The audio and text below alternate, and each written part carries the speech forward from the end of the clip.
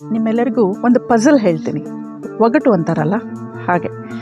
ಅದರಲ್ಲಿ ನೀವೆಷ್ಟು ಜನ ಅದನ್ನು ನಾನು ಆನ್ಸರ್ ಹೇಳೋದಕ್ಕೆ ಮುಂಚೆನೇ ನಿಮ್ಗೆ ಗೊತ್ತಾಯಿತು ಅನ್ನೋದನ್ನು ಕಮೆಂಟ್ ಮಾಡಿ ಆಮೇಲೆ ತಿಳಿಸಿ. ಒಂದು ಟ್ಯಾಪ್ ಇದೆ, ಅದ್ರ ಕೆಳಗಡೆ ಒಂದು ಬಕೆಟ್ ಇಟ್ಟಿದೆ, ನೀರು ಹರಿತಾನೇ ಇದೆ, ಆದರೂ ಬಕೆಟ್ ತುಂಬ್ತಾನೇ ಇಲ್ಲ. ಈಗ ನೀವು ಅಂದ್ಕೊಳ್ತೀರಾ ಬಕೆಟಲ್ಲಿ ಏನಾದರೂ ತೂತಿರಬಹುದು ಅಥವಾ ಏನಾದರೂ ಒಳಗಡೆ ಲೋಪದೋಷಗಳಿರಬಹುದು, ಹಾಗಾಗಿ ನೀರು ಲೀಕ್ ಆಗ್ತಿದೆ ಅಂತ. ಇಲ್ಲ, ಬಕೆಟ್ ತುಂಬ ಚೆನ್ನಾಗೇ ಇದೆ, ಯಾವುದೇ ಲೀಕೇಜ್ ಇಲ್ಲ, ಯಾವುದೇ ಹೋಲ್ ಇಲ್ಲ ಅದರಲ್ಲಿ, ಆದ್ರೂ ಬಕೆಟ್ ತುಂಬ್ತಾ ಇಲ್ಲ. ಯಾಕೆ ಅಂತ ಗೊತ್ತಾ? ಬಕೆಟನ್ನು ಉಲ್ಟಾ ಇಟ್ಟಿದ್ದಾರೆ. ಎಷ್ಟೇ ನೀರು ಬೀಳ್ತಾ ಇದ್ರೂ ಬಕೆಟ್ ಉಲ್ಟಾ ಇರುವಾಗ ಅದು ತುಂಬಲ್ಲ. ಹಾಗೆ ನಾವು ನಮ್ಮ ಪೂರ್ವಾಗ್ರಹಗಳು, ನಾವು ಬೆಳೆದು ಬಂದ ವಾತಾವರಣ, ಇದೆಲ್ಲವನ್ನು ಪಕ್ಕಕ್ಕಿಟ್ಟು ಒಂದು ಜ್ಞಾನವನ್ನು ಸ್ವೀಕಾರ ಮಾಡಬೇಕಾದಾಗ ಓಪನ್ ಆಗಿರಬೇಕು. ಬಕೆಟ್ನ ಉಲ್ಟಾ ಅಂದರೆ ಓಪನ್ ಮಾಡಿ ಇಡಬೇಕು. ಎಲ್ಲಿಂದಾನೇ ಜ್ಞಾನ ಬಂದ್ರೂ ತಗೊಳ್ಳೋಕ್ಕೆ ನಾವು ಓಪನ್ ಆಗಿರಬೇಕು. We have to be open minded ಅಂತ ತುಂಬ ಸಾರಿ ಆಲ್ಮೋಸ್ಟ್ ಪ್ರತಿಯೊಂದು ಎಪಿಸೋಡಲ್ಲೂ ನಾನು ಹೇಳಿದ್ದೀನಿ. ಸನಾತನ ಧರ್ಮದ ತಳಹದಿಯನ್ನೇ ಅಲ್ಲಗೆಳೆಯುವಷ್ಟು ಅಜ್ಞಾನ ಅನ್ನೋದು ಈ ಪ್ರಪಂಚದಲ್ಲಿ ಆವರಿಸ್ಕೊಂಡ್ಬಿಟ್ಟಿದೆ. ಇಷ್ಟೊಂದು ಅಜ್ಞಾನ ಇನ್ನೂ ಜನರಲ್ಲಿ ಇದೆಯಾ ಅಂತ ಆಶ್ಚರ್ಯ ಆಗುತ್ತೆ ಒಂದೊಂದು ಸಾರಿ. ಸನಾತನ ಧರ್ಮದ ತಳಹದಿನೇ ವೇದಗಳು. ಮಿಕ್ಕ ಎಲ್ಲ ಶಾಸ್ತ್ರಗಳು ಕೂಡ ವೇದಗಳೇ ಮೂಲ ಅಂತ ಗೊತ್ತು. ಆದರೆ ಅಷ್ಟು ಅದ್ಭುತವಾದ ಜ್ಞಾನ ಕೊಡೋದು ಯಾರೂ ಇಲ್ಲ ಈಗ. ಅದನ್ನು ಕೊಡ್ತಾ ಇದ್ರೂ ತಗೊಳ್ಳೋವಂಥ ಮನಸ್ಥಿತಿ ಜನರಿಗೆ ಇಲ್ಲ. ಪೂರ್ತಿ ವಿಷಯ ಏನು ಅಂತ ತಿಳ್ಕೊಳ್ಳೋಷ್ಟು ವ್ಯವಧಾನ ಕೂಡ ಜನರಿಗೆ ಇವತ್ತು ಇಲ್ಲ. ಅಷ್ಟೊಂದು ಪೇಷನ್ಸ್ ಕಳ್ಕೊಂಡು ಜನ ರಿಯಾಕ್ಟ್ ಮಾಡ್ತಾರೆ, ಬಿಹೇವ್ ಮಾಡ್ತಾರೆ. ಅರ್ಧ ಅರಿವು ವಿನಾಶಕ್ಕೆ ದಾರಿ ಅಂತೀವಲ್ಲ ಹಾಗೆ. ನಮಸ್ಕಾರ, ನಮ್ಮ ಪರಂಪರಾಗೆ ಸ್ವಾಗತ. ಯಾಕೆ ಅಂದರೆ ಸಮಾಜದಲ್ಲಿ ಅಪಪ್ರಚಾರ ಸರಿಯಾಗಿ ಇಲ್ಲದೇ ಇರೋದು ಮಾಂಗ್ ಮಾನೆ ಅಂತೇನು ಹೇಳಿದ್ನೋ, ಅಂದರೆ ಸರಿಯಾದ ಜ್ಞಾನ, ಸರಿಯಾದ ಅಳತೆಯ ಜ್ಞಾನ, ಸರಿಯಾದ ರೀತಿಯಲ್ಲಿ ಪ್ರಚಾರ ಆಗದೆ ಇಷ್ಟು ವರ್ಷಗಳು ಬಂದಿರೋದ್ರಿಂದ ನಾವು ಈಗ ಅದನ್ನು ಒಟ್ಟಿಗೆ ಒಂದೇ ದಿನಕ್ಕೆ ಪೂರ್ತಿ ಕ್ಲೀನ್ ಮಾಡೋಕ್ಕೆ ಆಗೋದಿಲ್ಲ. ಹೇಗೆ ಬ್ರಿಟಿಷರು ಬಂದು, ಮೊಘಲರು, ಸುಲ್ತಾನರು, ಬೇರೆಯವರು ಎಲ್ಲರೂ ಬಂದು ನಮ್ಮ ಎಲ್ಲ ಸಂಪತ್ತನ್ನು ಲೂಟಿ ಮಾಡ್ಕೊಂಡು ಹೋಗಿ ನಮ್ಮ ಜ್ಞಾನವನ್ನು ಕೂಡ ಇಡೀ ಪ್ರಪಂಚಕ್ಕೆ ವಿಶ್ವಗುರು ಆಗಿರುವಂಥ ನಮ್ಮ ಭಾರತನ ಹಾಳು ಮಾಡಿ ಹೋಗಿದ್ದಾರೋ, ಅಷ್ಟು ವರ್ಷದಿಂದ ಅವ್ರು ಮಾಡಿರೋದನ್ನು ನಾವು ಇವತ್ತಿನವರೆಗೂ ಸರಿಪಡಿಸೋಕೆ ಆಗ್ತಾ ಇಲ್ಲ. ಅಂದಮೇಲೆ ಇನ್ನು ಎಷ್ಟೋ ಸಾವಿರ ಲಕ್ಷಾಂತರ ವರ್ಷಗಳ ಹಿಂದೆಯಿಂದ ತಪ್ಪು ಕಲ್ಪನೆಗಳು, ತಪ್ಪು ವಿಚಾರಗಳು ಪ್ರಚಾರ ಆದಮೇಲೆ ಅದನ್ನು ಒಂದೇ ದಿನಕ್ಕೆ ನಾವು ಗುಡಿಸಿ ಕ್ಲೀನ್ ಮಾಡ್ತೀವಿ ಅನ್ನೋಕ್ಕಾಗಲ್ಲ. ತುಂಬ ಪ್ರಯತ್ನ ಪಡಬೇಕು, ಕ್ಲೀನ್ ಮಾಡ್ತಾನೆ ಇರಬೇಕು. ಬಟರ್ ಎಲ್ಲಿ ಸಿಗುತ್ತೆ ಅಂತ ಹೇಳಿದ್ರೆ, ಒಂದು ರೆಡಿಮೇಡ್ ಅಂಗಡಿಯಲ್ಲಿ ಸಿಗೋ ಬಟರ್, ರೆಡಿಮೇಡ್ ಬಟರ್ ಮಾತ್ರ ಬಟರ್ ಅಂತ ಅಂದ್ಕೊಂಡ್ಬಿಟ್ಟಿದ್ದಾರೆ. ಆದರೆ ಅದು ಎಲ್ಲಿಂದ ಬಂತು? ಒಂದು ಹಸು ಹಾಲು ಕೊಟ್ಟು ಅದನ್ನು ನಾವು ಕಾಯಿಸಿ ಅದರಿಂದ ಕೆನೆ ತೆಗೆದು ಅದಕ್ಕೆ ಮೊಸರು ಹಾಕಿ ಕಡೆದು ಬೆಣ್ಣೆ ತೆಗೆದ ಮೇಲೆ ನಮಗೆ ಬೆಣ್ಣೆ ಅನ್ನೋದು ಸಿಗುತ್ತೆ. ಹಾಗೆ ವೇದಗಳನ್ನು ತುಂಬ ಚೆನ್ನಾಗಿ ಅಧ್ಯಯನ ಮಾಡಿ ಬೇರೆ ಬೇರೆ ಬೇರೆ ಬೇರೆ ಮಹಾನುಭಾವರೆಲ್ಲ ಬಂದು ಯಾವುದು ಸರಿಯಾದ ಜ್ಞಾನ ಅನ್ನೋದನ್ನು ಕಡೆದು ಕಡೆದು ಕಡೆದು ಕಡೆದು ತೆಗಿತಾನೇ ಇದ್ದಾರೆ. ಆ ಥರ ಕಡೆದು ತೆಗೆಯುವಾಗ ಕೆಲವರಿಗೆ ಅದರ ಸರಿಯಾದ ಅರ್ಥ ಆಗದೆ ಬೇರೆ ಎಲ್ಲ ಶಾಸ್ತ್ರಗಳು ಪ್ರಚಾರಕ್ಕೆ ಬಂದ್ಬಿಟ್ಟಿದೆ. ಇಷ್ಟೊಂದು ಪ್ರಚಾರ ಆಗಿರುವಾಗ ಅದರ ಮೂಲಕ್ಕೆ ಹೋಗೋಕ್ಕೆ ಯಾರೂ ರೆಡಿ ಇಲ್ಲ. ಮೂಲ ಜ್ಞಾನ ಕೊಡೋರು ಯಾರೂ ಇಲ್ಲ. ಕೊಡ್ತಾ ಇದೆ, ಸಿಗ್ತಾ ಇದೆ ಅಂದರೆ ಹೋಗೋರು ಯಾರೂ ಇಲ್ಲ. ಎಲ್ಲರೂ ಪ್ರಶ್ನೆ ಮಾಡ್ತಾರೆ. ಇಡೀ ನಮ್ಮ ಭಾರತವನ್ನು ಲೂಟಿ ಮಾಡ್ಕೊಂಡು ಹೋಗುವಾಗ ಜನ ಬಂದು ಲೂಟಿ ಮಾಡಿ ಗುಲಾಮರನ್ನಾಗಿ ಮಾಡಿಕೊಂಡು ಪ್ರತಿಯೊಂದು ಹಿಂಸೆ ಕೊಡುವಾಗ ಪ್ರಶ್ನೆ ಯಾರೂ ಮಾಡ್ತಾ ಇರಲಿಲ್ಲ. ಅಂಥವ್ರನ್ನ ಪ್ರಶ್ನೆ ಮಾಡೋಕ್ಕೆ ಯಾರಿಗೂ ಧೈರ್ಯನೂ ಬರಲ್ಲ, ನೈತಿಕತೆಯೂ ಬರಲ್ಲ ಅವ್ರಿಗೆ. ಆದರೆ ಒಂದು ಒಳ್ಳೆ ಕೆಲಸ ಯಾರಾದರೂ ಮಾಡ್ತಿದ್ದಾರೆ ಅಂದರೆ ಅದಕ್ಕೆ ಬೇಕಾದಷ್ಟು ಪ್ರಶ್ನೆಗಳು ಬಂದುಬಿಡುತ್ತೆ. ಇದು ನಮ್ಮ ಸಮಾಜದ ದುಸ್ಥಿತಿ ಇವತ್ತು. ಇದೊಂದು ದುರಂತ ಅಂತ ಅನ್ಕೋಬಹುದು. ಅದಕ್ಕೆ ನಮ್ಮ ಗುರುಗಳು ಹೇಳಿದ್ದು ನೀವು ಎಲ್ಲರೂ ಕೇಳಿಸ್ಕೊಂಡಿದ್ದೀರಾ, ಸತ್ಯನ ಅರ್ಥ ಮಾಡ್ಕೊಳ್ಳೋಷ್ಟು ಸಮಾಜ ಇನ್ನೂ ಬೆಳೆದಿಲ್ಲ. ಹಾಗಾಗಿ ನಾನು ಈ ರಿಸ್ಕನ್ನು ಸದ್ಯಕ್ಕೆ ತಗೊಳ್ಳೋದಕ್ಕೆ ರೆಡಿ ಇಲ್ಲ ಅಂತ ನಮ್ಮ ಗುರುಗಳು ಒಂದು ಕ್ಲಾಸಲ್ಲಿ ಹೇಳಿದ್ದಾರೆ. ವೈಯಕ್ತಿಕವಾಗಿ ಬೇಕಾದರೆ ನಾವು ಎಷ್ಟು ಬೇಕಾದರೂ ಮಾತಾಡಬಹುದು, ಎಷ್ಟು ಬೇಕಾದರೂ ಜ್ಞಾನ ಪಡಿಬಹುದು ಅಂತ. ಇವತ್ತು ನೀವೆಲ್ಲ ವೇದಗಳನ್ನು ಕಲಿಬೇಕು, ನಿಜವಾದ ವೇದಗಳನ್ನು ತಿಳ್ಕೋಬೇಕು ಅಂತ ಎಷ್ಟು ಆಸೆ ಪಡ್ತಿದ್ದೀರೋ ನಿಮಗೆಲ್ಲ ಈಗ ಗೊತ್ತಾಗುತ್ತೆ, ಈಗ ಅರ್ಥ ಆಗಿರುತ್ತೆ ಯಾಕೆ ನಿಮಗೆಲ್ಲ ನಮ್ಮ ಗುರುಗಳ ಪಾಠಗಳ ಅವಕಾಶ ಸಾರ್ವಜನಿಕವಾಗಿ ಸಿಗಲಿಲ್ಲ ಅಂತ. ಯಾರು ವೈಯಕ್ತಿಕವಾಗಿ ಹೋಗಿದಾರೋ ಅವರಿಗೆ ಮಾತ್ರ, ಅಂದರೆ ನನ್ನಂಥವರು, ಅಪಾರವಾದ ಜ್ಞಾನ ಸಿಕ್ಕಿದೆ. ಸಾರ್ವಜನಿಕವಾಗಿ ಎಲ್ಲರಿಗೂ ಈ ಜ್ಞಾನ ಸಿಗದೆ ಇವತ್ತು ಲುಪ್ತವಾಗಿ ಹೋಗಿರೋದಕ್ಕೆ ಈ ಥರ ಕೆಲವು ಅಜ್ಞಾನಿಗಳ ಅಜ್ಞಾನನೇ ಕಾರಣ ಆಗಿದೆ. ಈಗ ನೀವೆಲ್ಲ ಕಲಿಬೇಕು ಅನ್ನೋರು ಎಷ್ಟು ವಂಚಿತರಾಗಿದ್ದೀರಾ ಅನ್ನೋದು ಈಗ ನಿಮಗೆ ಅರ್ಥ ಆಗತ್ತೆ. ಹೋದ ಸಂಚಿಕೆಯಲ್ಲಿ ಈ ಜ್ಞಾನವನ್ನು ಪಡಿತಿರುವಂಥ ಇನ್ನೊಂದಷ್ಟು ಜನರ ಹೆಸರನ್ನು ಹೇಳೋಕ್ಕಾಗಿರಲಿಲ್ಲ. ಅಂದರೆ ಯಾರು ಕಮೆಂಟ್ ಮಾಡ್ತಿರೋ ಅವ್ರು ಮಾತ್ರ ನಂಗೆ ಗೊತ್ತಾಗುತ್ತೆ. ಕಮೆಂಟ್ ಮಾಡದೇನೂ ಕೂಡ ತುಂಬ ಜನ ನೋಡ್ತಾ ಇರಬಹುದು. ಶಿವರಾಮ್ ಬಂಟ್ವಾಳ್ ಅವರು, ಮಹೇಶ್ ಅವರು, ನಿರಂಜನ್ ಹಿರೇಮಠ್ ಅವರು, ಜಯಶ್ರೀ ನಾಗೇಶ್ ಅವರು, ಹೀಗೆ ತುಂಬ ಜನ ಇದನ್ನೆಲ್ಲ ತುಂಬ ಅಪಾರವಾದ ಭಕ್ತಿಯಿಂದ ಶ್ರದ್ಧೆಯಿಂದ ಕಲಿತಾ ಇದ್ದಾರೆ. ತುಂಬ ಸಂತೋಷದ ವಿಷಯ. ಅದೂ ಅಲ್ಲದೆ ಹೇಮಲತಾ ಅವರು ಮತ್ತು ಅನಿತಾ ಜಯಚಂದ್ರ ಅವರು ತುಂಬಾ ಅದ್ಭುತವಾದ ಪ್ರಶ್ನೆಗಳನ್ನ ಕೇಳಿದ್ದಾರೆ. ಆದ್ರೆ ಇವತ್ತಿನ ಸಂಚಿಕೆ ಗುರುಗಳ ಪಾಠವನ್ನ ಇದರಲ್ಲಿ ಆಡ್ ಮಾಡಬೇಕಾಗಿರೋದ್ರಿಂದ ಇವತ್ತು ನಾನು ಈ ಪ್ರಶ್ನೆಗಳಿಗೆ ಉತ್ತರ ಕೊಡ್ತಾ ಹೋದ್ರೆ ತುಂಬಾ ದೊಡ್ಡದಾಗತ್ತೆ ವಿಡಿಯೋ. ಆದ್ರೆ ಈಗ ನಾನು ವಿಡಿಯೋದಲ್ಲಿ ಇದೆಲ್ಲವನ್ನು ಹೇಳ್ತೀನಿ. ಅದ್ಭುತವಾದ ಪ್ರಶ್ನೆಗಳಿದೆ, ಯಾಕಂದ್ರೆ ಇದೆಲ್ಲ ಇಲ್ಲಿ ಹೇಳಿದ್ರೇನೆ ಇದು ಒಳ್ಳೆಯದು. ಹೇಳ್ತೀನಿ. ಒಂದು ವೇಳೆ ವಿಡಿಯೋ ತುಂಬಾನೇ ಲಾಂಗ್ ಆದ್ರೆ ನಾನು ಇದನ್ನ ಕಟ್ ಮಾಡಿಕೊಂಡು ನೆಕ್ಸ್ಟ್ ಭಾಗದಲ್ಲಿ ಹಾಕೋದಕ್ಕೆ ಪ್ರಯತ್ನ ಪಡ್ತೀನಿ. ಇಲ್ಲಿ ನಿಮ್ಮ ಪ್ರಶ್ನೆಗೆ ಉತ್ತರಗಳನ್ನ ಕೊಟ್ಟಿರ್ತೀನಿ. ಅನಿತಾ ಜಯಚಂದ್ರ ಅವರು ಕೇಳಿದ್ದಾರೆ, 3 ವರ್ಷದಿಂದ ನಾನು ಮೆಡಿಟೇಷನ್ ಮಾಡ್ತಾ ಇದ್ರೂ ಕೂಡ ನನಗೆ ಈ ದೇವರು ದೇವತೆಗಳು ಇಲ್ಲ ಅನ್ನೋದನ್ನ ಅಕ್ಸೆಪ್ಟ್ ಮಾಡ್ಕೊಳ್ಳೋಕ್ಕೆ ಒಪ್ಕೊಳ್ಳೋದಕ್ಕೆ ತುಂಬಾ ಕಷ್ಟ ಆಗ್ತಾ ಇದೆ. ನಿಮಗೆ ಹೇಗಾಗಿತ್ತು ಅಂತ ಈ ಪ್ರಶ್ನೆಗೆ ಆನ್ಸರ್ ಮಾಡೋದಕ್ಕೆ ನನಗೆ ತುಂಬಾನೇ ಸಂತೋಷ ಇದೆ, ತುಂಬಾನೇ ಖುಷಿ ಆಗುತ್ತೆ. ಯಾಕೆಂದ್ರೆ ಇದಕ್ಕೆ ಮುಂಚೆ ತುಂಬಾ ಸಂಚಿಕೆಗಳಲ್ಲಿ ಈ ವಿಚಾರವಾಗಿ ಹೇಳಬೇಕು ಅಂತ ನಾನು ಅನ್ಕೊಂಡಿದ್ದೆ. ಆದ್ರೆ ಈ ಗುರುಗಳ ಪಾಠಗಳೆಲ್ಲ ಮುಗಿದ ಮೇಲೆ ನನ್ನ ಸ್ವಂತ ಅನುಭವಗಳನ್ನ ಒಂದು ಸಂಚಿಕೆ ಮಾಡಿ ನಿಮ್ಮೆಲ್ರಿಗೂ ತಿಳಿಸ್ಬೇಕು ಅಂತಿತ್ತು. ಅದಕ್ಕೆ ಇದು ಮುಗಿಲಿ ಅಂತ ಕಾಯ್ತಾ ಇದ್ದೆ. ಅಷ್ಟರೊಳಗೇನೆ ಅವರು ಪ್ರಶ್ನೆ ಕೇಳಿರೋದ್ರಿಂದ ಈಗಲೇ ಉತ್ತರ ಕೊಡುವಂಥ ಒಂದು ಸಂದರ್ಭ ಬಂದಿದೆ. ನಾನು ಆದಷ್ಟು ತುಂಬಾ ದೊಡ್ಡ ಕಥೆ ಇದೆ, ಅದು ಆದಷ್ಟು ಸಂಕ್ಷಿಪ್ತವಾಗಿ ಅದನ್ನ ಹೇಳೋದಕ್ಕೆ ಪ್ರಯತ್ನ ಪಡ್ತೀನಿ. ಇನ್ನೂ ಒಂದೇನು ಅಂತಂದ್ರೆ, ಹೇಮಲತಾ ಅವರು ಕೇಳಿದ್ದಾರೆ, ನಮ್ಮ ದೇಹದಲ್ಲಿ ಆತ್ಮ ಯಾವ ಜಾಗದಲ್ಲಿರುತ್ತೆ ಅಂತ. ತುಂಬಾ ಅದ್ಭುತವಾದ ಪ್ರಶ್ನೆ. ಅಂದ್ರೆ ನಮಗೂ ಕೂಡ ಎಷ್ಟೋ ಸಾರಿ ಈ ತರ ಒಂದು ಪ್ರಶ್ನೆಗಳು ಬರೋದಿಲ್ಲ. ತುಂಬಾ ಚೆನ್ನಾಗಿದೆ. ಆದ್ರೆ ಆತ್ಮಕ್ಕೆ ಒಂದು ರೂಪ, ಒಂದು ಆಕಾರ, ಅದು ಒಂದು ವಸ್ತು ಅಲ್ಲ, ಅದು ಒಂದು ಚೇತನ ಶಕ್ತಿ. ಹಾಗಾಗಿ ಇಂಥ ಜಾಗದಲ್ಲಿದೆ ಅಂತ ಹೇಳಕ್ಕಾಗಲ್ಲ. ನಮ್ಮ ದೇಹದಲ್ಲಿ ಪೂರ್ತಿ ನಮ್ಮ ದೇಹ ಚೈತನ್ಯದಿಂದ ತುಂಬಿರುತ್ತಲ್ಲ, ಆ ಚೈತನ್ಯವನ್ನೇ ನಾವು ಆತ್ಮ ಅಂತ ಹೇಳಬಹುದು. ಈಗ ಒಂದು ಕೇಬಲ್ ಹಾಕಿರ್ತೀವಿ, ಆ ಕೇಬಲ್ ಅಲ್ಲಿ ಇಲ್ಲಿಂದ ಅಲ್ಲಿವರೆಗೂ ಸ್ವಿಚ್ ಬೋರ್ಡ್ ವರೆಗೂ ಒಂದು ಕೇಬಲ್ ನ ಕನೆಕ್ಟ್ ಮಾಡಿ ಈ ಕೇಬಲ್ ಅಲ್ಲಿ ಎಲ್ಲಿಂದ ಎಲ್ಲಿವರೆಗೂ ಎಲೆಕ್ಟ್ರಿಸಿಟಿ ಇದೆ ಅಂತ ಕೇಳಿದ್ರೆ ಹೇಳಕ್ಕಾಗಲ್ಲ. ಆದ್ರೆ ಆತ್ಮ ಎನರ್ಜಿ ಅಲ್ಲ, ಎನರ್ಜಿಗಿಂತಾನು ಅದ್ಭುತವಾದಂತಹ ಚೇತನ ಶಕ್ತಿ. ಚಿತಿ ಸಂಜ್ಞಾನೆ ಅನ್ನೋ ಮೂಲಧಾತುವಿನಿಂದ ಚೇತನ ಅನ್ನೋ ಪದ ಬರುತ್ತೆ ಅಂತ ಸರ್ ಹೇಳಿದ್ರು. ಹಾಗೆ ಇದು ಇಲ್ಲಿಂದ ಇಲ್ಲಿವರೆಗೂ ಎಲ್ಲಿದೆ ಅಂತ ಹೇಳಕ್ಕಾಗಲ್ಲ, ಆ ಪೂರ್ತಿ ಎನರ್ಜಿ ಫ್ಲೋ ಆಗ್ತಾ ಇರುತ್ತೆ. ಹಾಗೆ ಒಂದು ಎಕ್ಸಾಂಪಲ್ ಆಗಿ ಎನರ್ಜಿನ ಕೊಟ್ಟಿದ್ದೀನಿ ಬಿಟ್ರೆ ಆತ್ಮ ಎನರ್ಜಿಗಿಂತ ತುಂಬಾ ದೊಡ್ಡ ಶಕ್ತಿ. ಹಾಗಾಗಿ ಆತ್ಮ ನಾವು ಇಡೀ ದಿನ ಲವಲವಿಕೆಯಿಂದ ಚೈತನ್ಯದಿಂದ ಇರೋದಕ್ಕೆ ಆ ಒಂದು ಚೇತನ ಶಕ್ತಿ ಏನಿದೆ ನಮ್ಮಲ್ಲಿ, ಪ್ರತಿಯೊಂದನ್ನು ಕ್ರಿಯಾಶೀಲವಾಗಿರುವಂತಹದ್ದು, ಕ್ರಿಯಾಶೀಲತೆಯನ್ನ ಕೆಲಸ ಮಾಡುವಂಥ ಚೇತನ ಶಕ್ತಿ ಏನಿದೆಯೋ ಅದನ್ನ ಆತ್ಮ ಅಂತ ಹೇಳ್ತೀವಿ. ನಮ್ಮ ಇಡೀ ಬಾಡಿಯಲ್ಲಿ ಇರುತ್ತೆ, ನಾವದು ಒಂದೇ ಜಾಗದಲ್ಲಿ ಇರುತ್ತೆ ಅಂತ ಹೇಳೋಕ್ಕಾಗಲ್ಲ.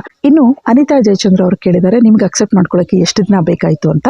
ಸಂಕ್ಷಿಪ್ತವಾಗಿ ಒಂದೇ ವಾಕ್ಯದಲ್ಲಿ ಹೇಳಬೇಕು ಅಂದರೆ ನನಗೆ ಹಾರ್ಡ್ಲಿ ಒಂದು 15 days ಆಗಿರಬಹುದು. ಆದರೆ ಇಷ್ಟೇ ದಿನ ಅಂತ ಹೇಳೋಕ್ಕಾಗಲ್ಲ. ಕ್ರಮೇಣ ಅದೆಲ್ಲ ಅನುಭವ ಆಗ್ತಾ ಆಗ್ತಾ ಆಗ್ತಾ ಗ್ರ್ಯಾಜುವಲಿ ದೂರ ಆಗ್ತಾ ಬಂತೆ ಹೊರತು ಒಂದೇ ದಿನ ಇವತ್ತಿನ ದಿನ ಹೇಳಿದ್ರು ನಾಳೆ ಹೀಗೆ ಸ್ಟಾಪ್ ಆಗೋಯ್ತು ಅಥವಾ ಒಂದು ವಾರ ಆದ ತಕ್ಷಣನೇ ಸ್ಟಾಪ್ ಆಗೋಯ್ತು ಅಂತ ಇಲ್ಲ. ನಾನು ಹೇಗಿದ್ದೆ ಅಂದರೆ ನಿಮ್ಮೆಲ್ಲರ ಹಾಗೇನೆ ನನ್ನ ಇಷ್ಟ ದೇವರು ಆಂಜನೇಯ ಆಗಿದ್ರು. ನಾನು ಕಾಲೇಜಲ್ಲಿ ಓದ್ತಿರುವಾಗ, ಪುಣೆಯಲ್ಲಿರುವಾಗ ಒಂದು ಇನ್ಸಿಡೆಂಟ್ ಹೇಳ್ತೀನಿ ನಿಮಗೆ, ಎಷ್ಟು ನನಗೆ ಹೇಗೆ ಇತ್ತು ಈ ನಂಬಿಕೆಗಳೆಲ್ಲ ಅಂತ. ಕಾಲೇಜಲ್ಲಿ ಓದ್ತಿರುವಾಗ ಅಲ್ಲಿ ಒಂದು ಸರ್ಕಲ್ ಇದೆ. ಸರ್ಕಲ್ ಅಲ್ಲಿ ನಾನು ಸೈಕಲ್ ತಗೊಂಡು ಕಾಲೇಜ್ಗೆ ಹೋಗ್ತಿರುವಾಗ ಬಿದ್ದು ನನ್ನ ಕಾಲು ಫ್ರ್ಯಾಕ್ಚರ್ ಆಯಿತು. ಪಾದ ಹತ್ರ ಫ್ರ್ಯಾಕ್ಚರ್ ಆಗಿ 3 months ನಾನು ರೆಸ್ಟ್ ತಗೋಬೇಕು ಅಂತ ಬಂತು. ನನಗೆ ಆವಾಗ ಏಜು 18 ವರ್ಷ. ಆವಾಗ ಈ ಫ್ರ್ಯಾಕ್ಚರು ಇದ್ರ ಬಗ್ಗೆ ಎಲ್ಲ ಏನೂ ಜಾಸ್ತಿ ಗೊತ್ತಿರಲಿಲ್ಲ. ಏನೋ ಚಿಕ್ಕ ಪುಟ್ಟ ಏಟ್ಗಳು ಗೊತ್ತಿತ್ತು ಬಿಟ್ಟರೆ ಫ್ರ್ಯಾಕ್ಚರ್ ಆದರೆ ಹೇಗಿರುತ್ತೆ, ಅದಕ್ಕೆ ಹೇಗೆ ರೆಸ್ಟ್ ತಗೋಬೇಕು, ಒಳಗಡೆ ಹೇಗಿರುತ್ತೆ ಬಾಡಿ ಪಾರ್ಟ್ಸ್ ಅನ್ನೋದು ಏನೂ ಅದ್ರ ಬಗ್ಗೆ ನಾಲೆಜ್ ಇರಲಿಲ್ಲ. ಹಾಗಾಗಿ ನಾನು ಅಂದ್ಕೊಂಡೆ 1 ದಿನ 2 ದಿನ ರೆಸ್ಟ್ ತೊಗೊಂಡೆ. ಮೊದಲನೇ ದಿನ ಸಿಕ್ಕಾಪಟ್ಟೆ ನೋವಿತ್ತು, 2ನೇ ದಿನ ಲೈಟಾಗಿ ನೋವಾಗೋದು, ಅದು ಕಾಲು ಊರಿದ್ರೆ ಮಾತ್ರ, ಇಲ್ಲಾಂದರೆ ಅಷ್ಟೇ ನೋವು ಗೊತ್ತಾಗ್ತಿರಲಿಲ್ಲ. But call full ಊದ್ಕೊಂಡ್ಬಿಟ್ಟಿತ್ತು. ಅದೇನೋ ದೊಡ್ಡ ವಿಷಯ ಅಂತ ನನಗೆ ಅನ್ನಿಸ್ಲೇ ಇಲ್ಲ. ಅಲ್ಲಿ ಒಂದು ಆಂಜನೇಯನ ದೇವಸ್ಥಾನ ಇತ್ತು ನನ್ನ ಕಾಲೇಜ್ಗೆ ಹೋಗೋ ರೂಟಲ್ಲಿ. ನಾನು ಸಾಧ್ಯ ಆದಾಗೆಲ್ಲ ಅಲ್ಲಿಗೆ ಹೋಗ್ತಾ ಇದ್ದೆ. ಅಲ್ಲಿಗೆ 1.5 kilometer. ಆಗ ನಾನು ಎಷ್ಟು ನನಗೆ ಭಕ್ತಿ ಅಂದರೆ ನಾನು 4-5 ದಿನ ಕಾಲೇಜಿಗೆ ಹೋಗದೆ ಇರೋ ಹಾಗಾಯಿತು. ಸೊ ನಾನು 4-5 ದಿನ ಕಾಲೇಜ್ ಮಿಸ್ ಆಯ್ತಲ್ಲ ಅನ್ನೋ ನೋವಿಗೆ ನಾನು ನಡ್ಕೊಂಡು ಆ ದೇವಸ್ಥಾನಕ್ಕೆ ಹೋಗಿ ವಾಪಸ್ ಬರ್ತೀನಿ. ಆಂಜನೇಯ ನನಗೆ ಕಡಿಮೆ ಮಾಡ್ತಾನೆ. ಅಂದರೆ ಏನೂ ನಾಲೆಜ್ ಇಲ್ಲದೇನೆ ಅದನ್ನು ನಾನು 1.5 ಕಿಲೋಮೀಟರ್ ನಡ್ಕೊಂಡು ಹೋಗಿ 1.5 ಕಿಲೋಮೀಟರ್ ನಡ್ಕೊಂಡು ಬಂದೆ ಅಂಥ ಪರಿಸ್ಥಿತಿಯಲ್ಲಿ. ಅಂದರೆ 3 ಕಿಲೋಮೀಟ್ರು, ಕಡಿಮೆ ಅಂತೂ ಆಗಲಿಲ್ಲ. ಆಮೇಲೆ ನಾನು ಡಾಕ್ಟ್ರ್ ಹತ್ರ ಹೋದಾಗ ಡಾಕ್ಟ್ರ್ ಏನು ಹೇಳಿದ್ರು ಅಂದರೆ, ಡಾಕ್ಟ್ರಿಗೆ ನಮ್ಮ ಅಕ್ಕ ಹೇಳಿದ್ರು ಈ ಥರ ಮಾಡಿದ್ದಾಳೆ ಇವಳು ಅಂತ.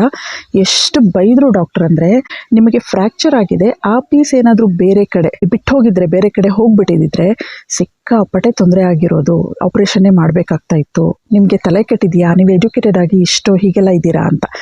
ಆ್ಯಕ್ಚುಲಿ ಎಜುಕೇಟೆಡ್ ಅನ್ನೋದು ಬೇರೆ ಅರ್ಥನೇ ಬರುತ್ತೆ, ಇದಕ್ಕೆಲ್ಲ ಎಜುಕೇಷನ್ ಸಂಬಂಧ ಇರಲ್ಲ. ಹಾಗೆ ನನ್ನೊಂದು ಅಷ್ಟೊಂದು ಭಕ್ತಿ ನನಗೆ ಆಂಜನೇಯನ ಮೇಲೆ ಇತ್ತು.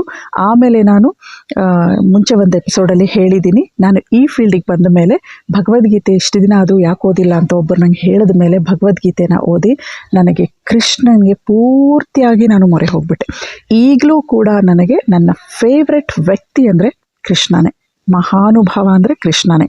ಯಾಕೆ ಅಂತಂದರೆ ಕೃಷ್ಣನ ಒಂದು ವ್ಯಕ್ತಿಯಾಗಿ ನೋಡ್ತೀನಿ, ಒಂದು ಅಪಾರವಾದ ಜ್ಞಾನವುಳ್ಳವನು, ಮಹಾಮಾನವ, ಅದ್ಭುತವಾದ ಜ್ಞಾನಿ ಅಂತ ನೋಡ್ತೀನಿ ಹೊರತು ದೇವರು ಅಂತ ನೋಡಲ್ಲ. ದೇವರು ವಿಶ್ವಚೇತನ ಶಕ್ತಿ ಅನ್ನೋದು ಗೊತ್ತು, ಆದರೆ ಈಗಲೂ ನನಗೆ ಕೃಷ್ಣನೇ ಇಷ್ಟ. ಯಾಕೆ ಅಂದರೆ ಅದರಲ್ಲಿ ಮಹಾಭಾರತದ ಯುದ್ಧವನ್ನು, ಅಷ್ಟು ಹಿಂಸೆ ಆಗುತ್ತೆ ಬೇಡ ಅಂತ ಯುದ್ಧವನ್ನು ತಡೆದಿರೋರಲ್ಲಿ ತುಂಬ ಪ್ರಯತ್ನ ಪಟ್ಟು ಕೊನೆಯವರೆಗೂ ಯುದ್ಧ ಆಗಬಾರದು ಅಂತ ಪ್ರಯತ್ನ ಪಟ್ಟ ಒಬ್ಬೇ ಒಬ್ಬ ವ್ಯಕ್ತಿ ಕೃಷ್ಣ ಮಾತ್ರ. ಯಾಕೆಂದರೆ ಅದರ ಕಾನ್ಸಿಕ್ವೆನ್ಸಸ್ ಅವನಿಗೆ ಗೊತ್ತಿತ್ತು. ಅವನು ಮಹಾಯೋಗಿ ಆಗಿದ್ದ, ವೇದಗಳನ್ನು ಗುರುಕುಲದಲ್ಲಿ ಓದಿರೋರು, ಗುರುಕುಲದಲ್ಲಿ ವೇದಗಳನ್ನು ತಿಳ್ಕೊಂಡಿರೋರು, ಒಂದು ಯುದ್ಧ, ಒಂದು ಹಿಂಸೆಯ ಪರಿಣಾಮ ಏನಾಗುತ್ತೆ ಅನ್ನೋವಂಥ ಗೊತ್ತಿರುವಂಥ ಮಹಾಜ್ಞಾನಿ.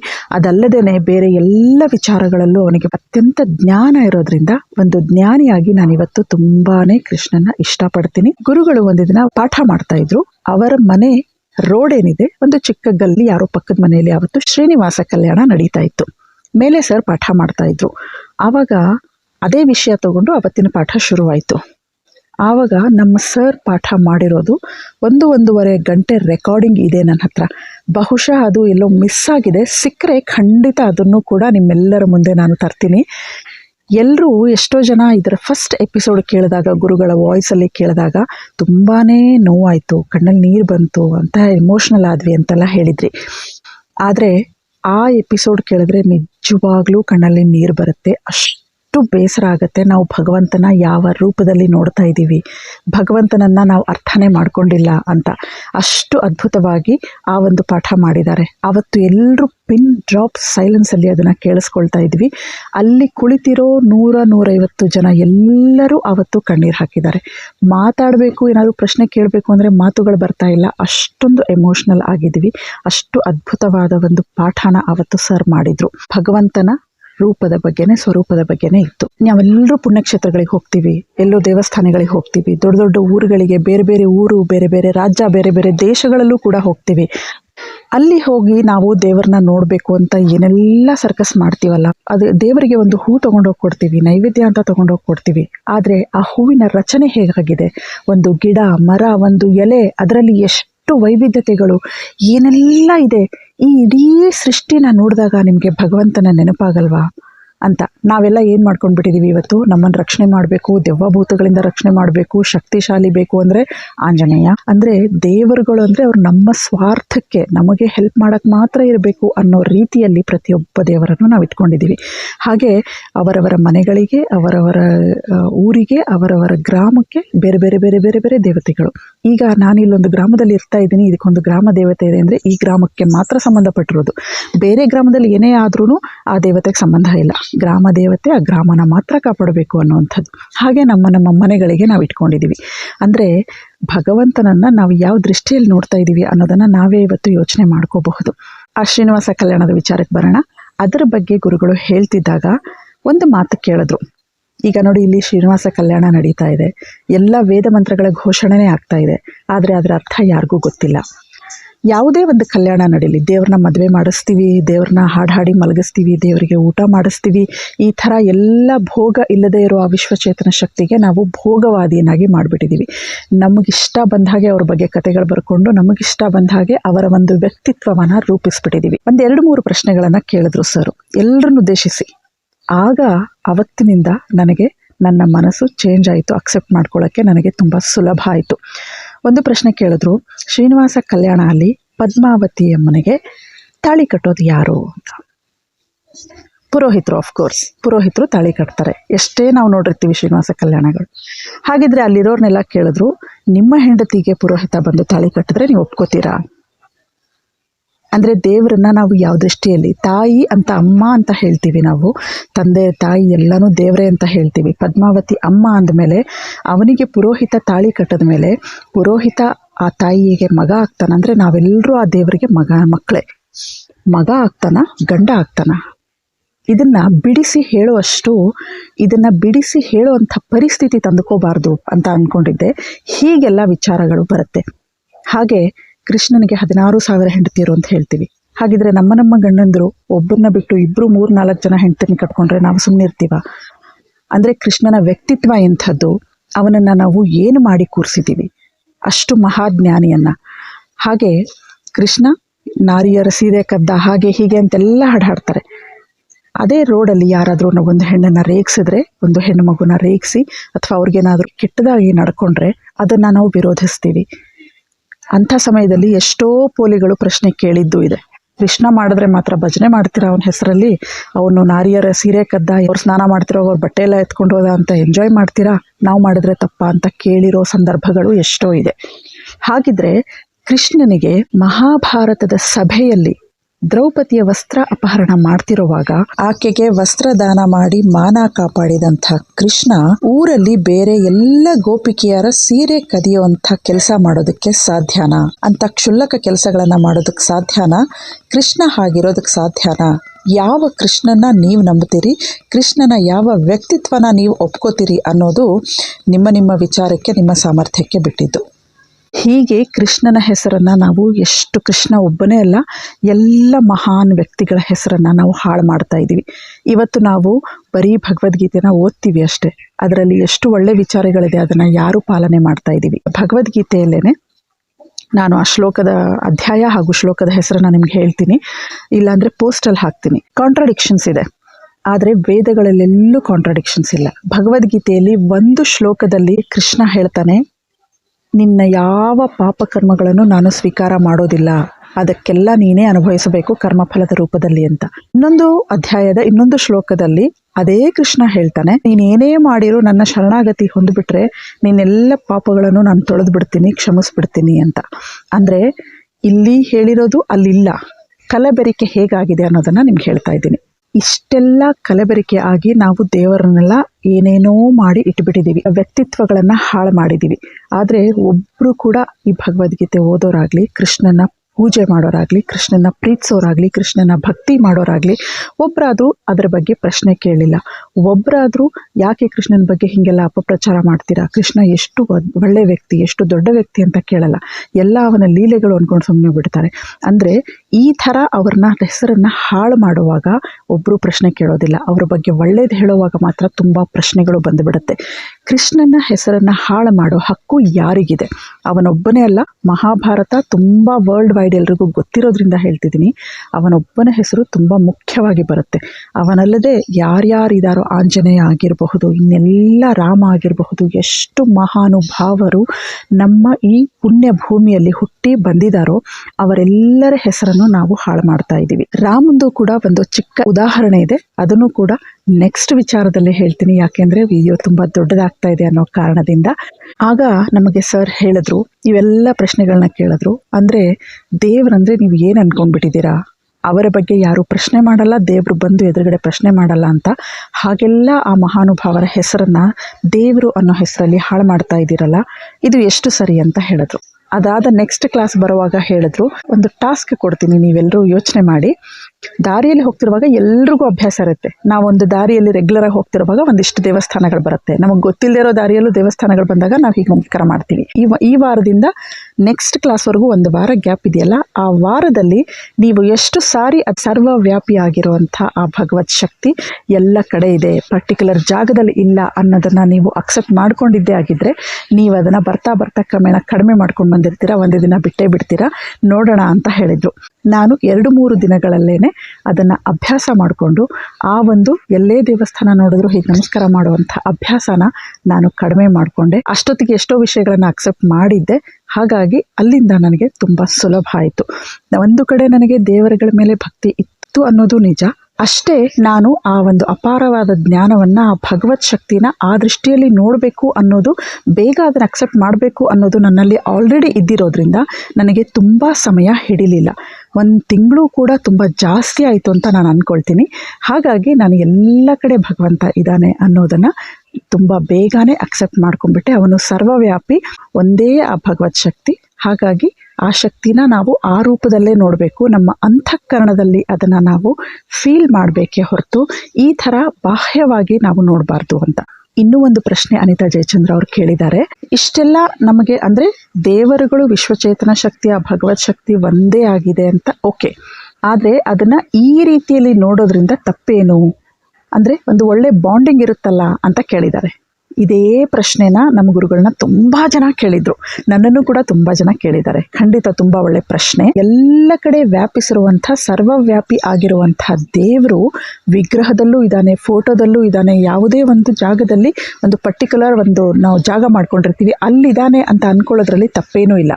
ಆದರೆ ಅದು ಮಾತ್ರ, ಅಷ್ಟು ಮಾತ್ರ ದೇವರು ಅಂದಾಗ ನಾವು ಆ ಜಾಗನ ಬಿಟ್ಟು ಬೇರೆ ಕಡೆ ಎಲ್ಲ ಯಾವುದೇ ಕೆಲಸಗಳನ್ನು, ಅತ್ಯಾಚಾರ ಅನಾಚಾರಗಳನ್ನು ಮಾಡೋದಕ್ಕೆ ಶುರು ಮಾಡ್ತೀವಿ ಅಂತ ಮುಂಚೆನೂ ಒಂದ್ಸರಿ ಹೇಳಿದ್ದೆ. ಆಮೇಲೆ ಈ ವಿಷಯ ವಸ್ತುನಿಷ್ಠ ಆಗಲ್ಲ, ವ್ಯಕ್ತಿನಿಷ್ಠ ಆಗಿಬಿಡತ್ತೆ. ವಸ್ತುನಿಷ್ಠ ಅಂದರೆ ಎಲ್ಲರಿಗೂ ಅಪ್ಲೈ ಆಗುವಂಥದ್ದು, ಎಲ್ಲರಿಗೂ ಸಮಾನವಾಗಿ ಇರುವಂಥದ್ದು. ವ್ಯಕ್ತಿನಿಷ್ಠ ಆಗಿಬಿಡತ್ತೆ. ಯಾಕೆ ಅಂದರೆ ನನಗೆ ಈ ದೇವ್ರಿಷ್ಟ, ನಾನು ಈ ದೇವ್ರನ್ನೇ ಕೇಳ್ಕೊಳ್ತೀನಿ, ನನಗೆ ಈ ದೇವ್ರನ್ನ ಪ್ರಾರ್ಥನೆ ಮಾಡಿದಾಗ ಈ ದೇವರಿಂದಾನೇ ನನಗಿದೆಲ್ಲ ಸಿಗುತ್ತೆ, ಇದು ನನ್ನ ಮನೆ ದೇವರು, ಇದು ನನ್ನ ಕುಲದೇವರು, ಇದು ನನ್ನ ಇಷ್ಟ ದೇವರು, ಇದು ನನಗೆ ಮಾತ್ರ ಒಳ್ಳೇದು ಮಾಡುತ್ತೆ, ಮಿಕ್ಕಿದವ್ರು ಏನಾದರೂ ಹೇಗಾದರೂ ಇರಲಿ ಅನ್ನೋದು ಬರುತ್ತೆ. ವಸ್ತುನಿಷ್ಠ ಅಂದರೆ ಇಡೀ ಸಮಾಜಕ್ಕೆ ಒಳ್ಳೆಯದಾಗೋದು, ಇಡೀ ಸಮಾಜಕ್ಕೆ ಹಿತವಾಗೋದು ಅಂತ ಬರುತ್ತೆ.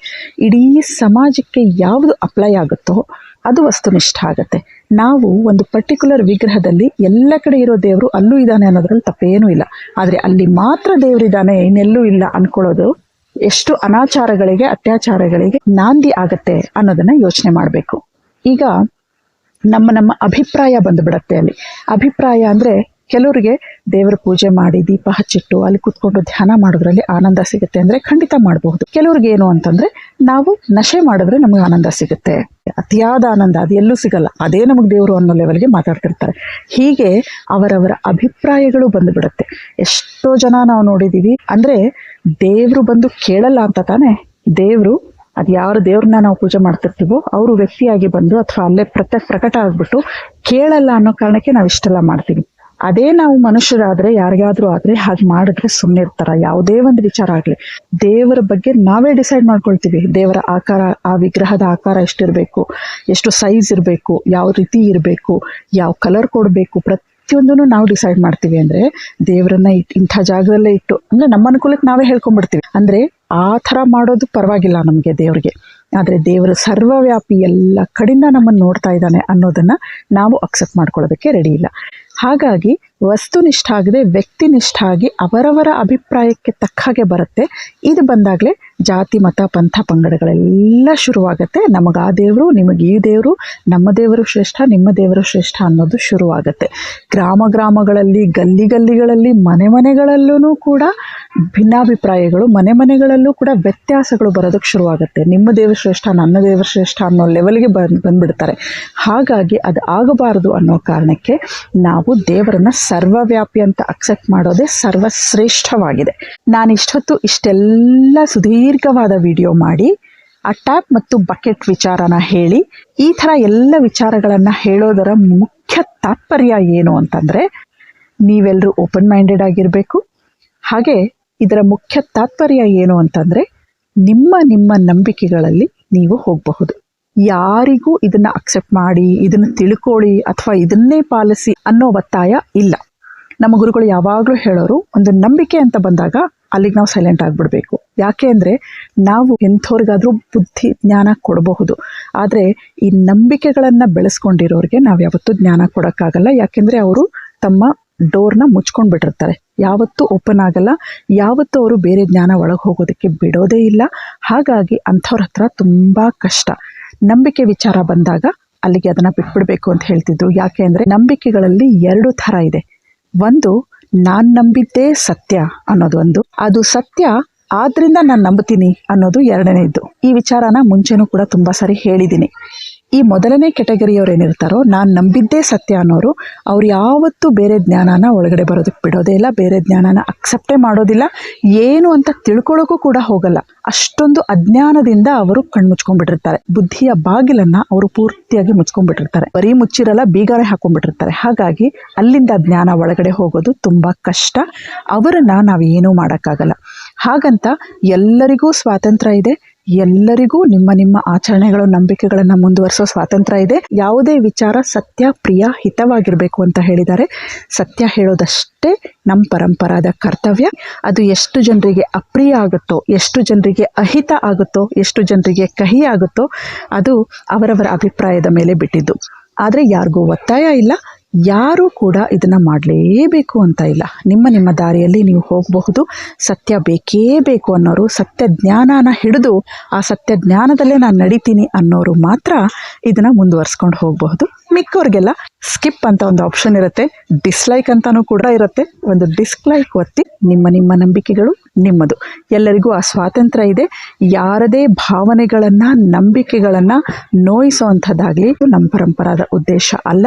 ಹಾಗಾಗಿ ಯಾರಿಗೆ ಬೇಕೋ ಅವ್ರು ನೋಡಬಹುದು. ಅಂದರೆ ಎಷ್ಟೊಂದು ವಿಷಯ ಸಿಗ್ತಾ ಇದೆ ಅಂದಾಗ ಅದನ್ನು ಪೂರ್ತಿಯಾಗಿ, ಯಾವುದೇ ಒಂದು ವಿಚಾರನೂ ನನ್ನನ್ನು ಅಂತಾನೆ ಅಲ್ಲ, ಅಥವಾ ಯಾವುದೇ ವ್ಯಕ್ತಿಯನ್ನು ನಾವು ಪ್ರಶ್ನೆ ಮಾಡಬೇಕು ಅಂದರೆ, ಅವರ ಬಗ್ಗೆ ಒಂದು ಸ್ಟೇಟ್ಮೆಂಟ್ ಕೊಡಬೇಕು ಅಂದರೆ ಪೂರ್ತಿಯಾಗಿ ಹಿಂದೆ ಮುಂದೆ ವಿಚಾರ ತಿಳ್ಕೊಂಡು ಅದನ್ನು ಮಾಡಬೇಕು ಅನ್ನೋ ಅಷ್ಟು ಪೂರ್ತಿ ವಿಷಯ ಏನಿದೆ, ಏನು ಹೇಳಿದ್ದಾರೆ, ಏನು ವಿಚಾರಗಳಿದೆ ಅನ್ನೋ ತಿಳ್ಕೊಳ್ಳೋ ಅಷ್ಟು ವ್ಯವಧಾನನೂ ಕೂಡ ಇಲ್ಲದೆ ಜನ ವ್ಯವಹಾರ ಮಾಡ್ತಾರೆ. ಅದಕ್ಕೆ ನಾನು ಪ್ರತಿಯೊಂದಕ್ಕೂ ಇಂಟರ್ಲಿಂಕ್ ಇರೋದ್ರಿಂದ ನೀವು ಮೊದಲಿಂದನೂ ನೋಡಿ, ಅಥವಾ ಅಟ್ಲೀಸ್ಟ್ 105ನೇ ಎಪಿಸೋಡಿಂದ ಪ್ರತಿಯೊಂದು ನೋಡಿದ್ರೆ ನಿಮ್ಗೆ ಅರ್ಥ ಆಗುತ್ತೆ. ಯಾವುದೇ ಒಂದು ಇವತ್ತಿನ ಎಪಿಸೋಡೇ ನೋಡಿಬಿಟ್ರೆ ಅದು ಏನೂ ನಿಮಗೆ ಹಿಂದೆ ಮುಂದೆ ಅರ್ಥ ಆಗಲ್ಲ ಅಂತ ಪ್ರತಿ ಸಾರಿ ನಾನು ಹೇಳಬೇಕು ಅಂತ ಹೇಳಿದ್ದೆ.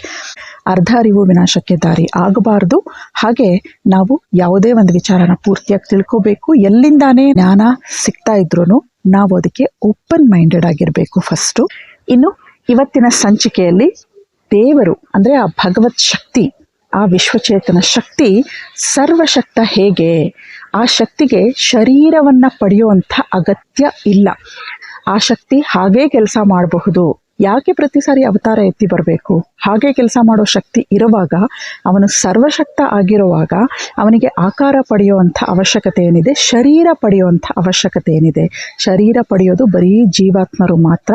ಶರೀರ ಪಡೆಯೋ ಜೀವಾತ್ಮರಿಗೆ ಲಿಮಿಟೇಷನ್ಸ್ ಇದೆ. ಆ ವಿಶ್ವಚೇತನ ಶಕ್ತಿಗೆ ಲಿಮಿಟೇಷನ್ಸ್ ಇಲ್ಲ. ಆ ಲಿಮಿಟೇಷನ್ಸ್ ಇಲ್ಲ ಅನ್ನೋ ಕಾರಣಕ್ಕೇ ಅವರು ಶರೀರ ಪಡೆದ್ಬಿಟ್ರೆ ಅದು ಒಂದು ಜೀವಾತ್ಮನೇ ಆಗ್ಬಿಡತ್ತೆ, ಅದು ಒಂದು ಅಣುಚೇತನ ಆಗುತ್ತೆ ಹೊರತು ವಿಶ್ವಚೇತನ ಆಗಲ್ಲ. ಯಾಕೆ ಆ ಭಗವಂತನಿಗೆ ಶರೀರ ಪಡೆಯುವಂಥ ಅವಶ್ಯಕತೆ ಇಲ್ಲ ಅನ್ನೋದನ್ನ ಇವತ್ತಿನ ಸಂಚಿಕೆಯಲ್ಲಿ ನಾವು ನೋಡೋಕೆ ಹೊರಟಿದ್ದೀವಿ.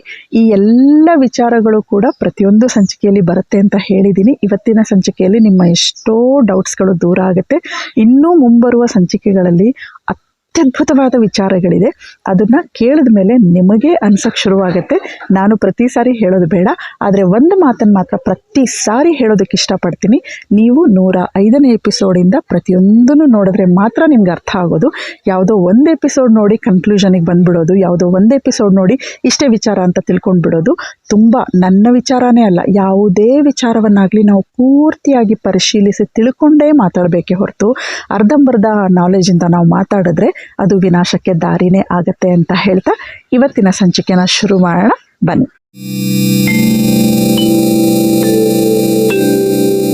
ಈ ಸೂರ್ಯ ಏನೋ ಜಡ, ಆ ಒಂದು ವಿಶ್ವಚೇತನ ಇದೆಯಲ್ಲ, ಎಲ್ಲದರ ಹಿಂದೆಯೂ ಇರತಕ್ಕಂಥ ಚಾಲಕ ಶಕ್ತಿ, ಅದು ನಮ್ಮ ಇಂದ್ರಿಯಗಳಿಗೆ ಸಿಗ್ತಾ ಇಲ್ಲ. ಹಾಗಾಗಿ ಅದನ್ನೇನು ಕರೆದ್ವಿ? ಚೇತನ ಅಂತ ಕರೆದ್ವಿ. ಈ ಅಣುಚೇತನಕ್ಕೂ ವಿಶ್ವಚೇತನಕ್ಕೂ ಅನೇಕ ವ್ಯತ್ಯಾಸಗಳಿದೆ, ಅದನ್ನು ಗುರುತಿಸ್ಕೊಳ್ಬೇಕು ನಾವು. ವಿಶ್ವಚೇತನ ಶಕ್ತಿಯನ್ನು ನಾವು ಸರ್ವಶಕ್ತ ಅಂತ ಕರಿತೀವಿ. ಸರ್ವಶಕ್ತ ವಿಶ್ವಚೇತನ ಶಕ್ತಿ ಅಂದರೆ, ಈಗ ನಾನೇನು ವಿವರಣೆಯನ್ನು ಕೊಡ್ತಾ ಇದ್ದೀನಿ, ಅದು ಎಲ್ಲವೂ ಕೂಡ ಇದೇ ಮಂತ್ರದಲ್ಲಿದೆ ಅಂತ ಅರ್ಥ ಅಲ್ಲ. ಈ ಮಂತ್ರದಲ್ಲಿ ಒಂದು ಸ್ಕೆಲಿಟನ್ ತರಹ ಒಂದು ಚಿತ್ರವನ್ನು ಬರ್ಕೊಟ್ಟಿದ್ದೇನೆ.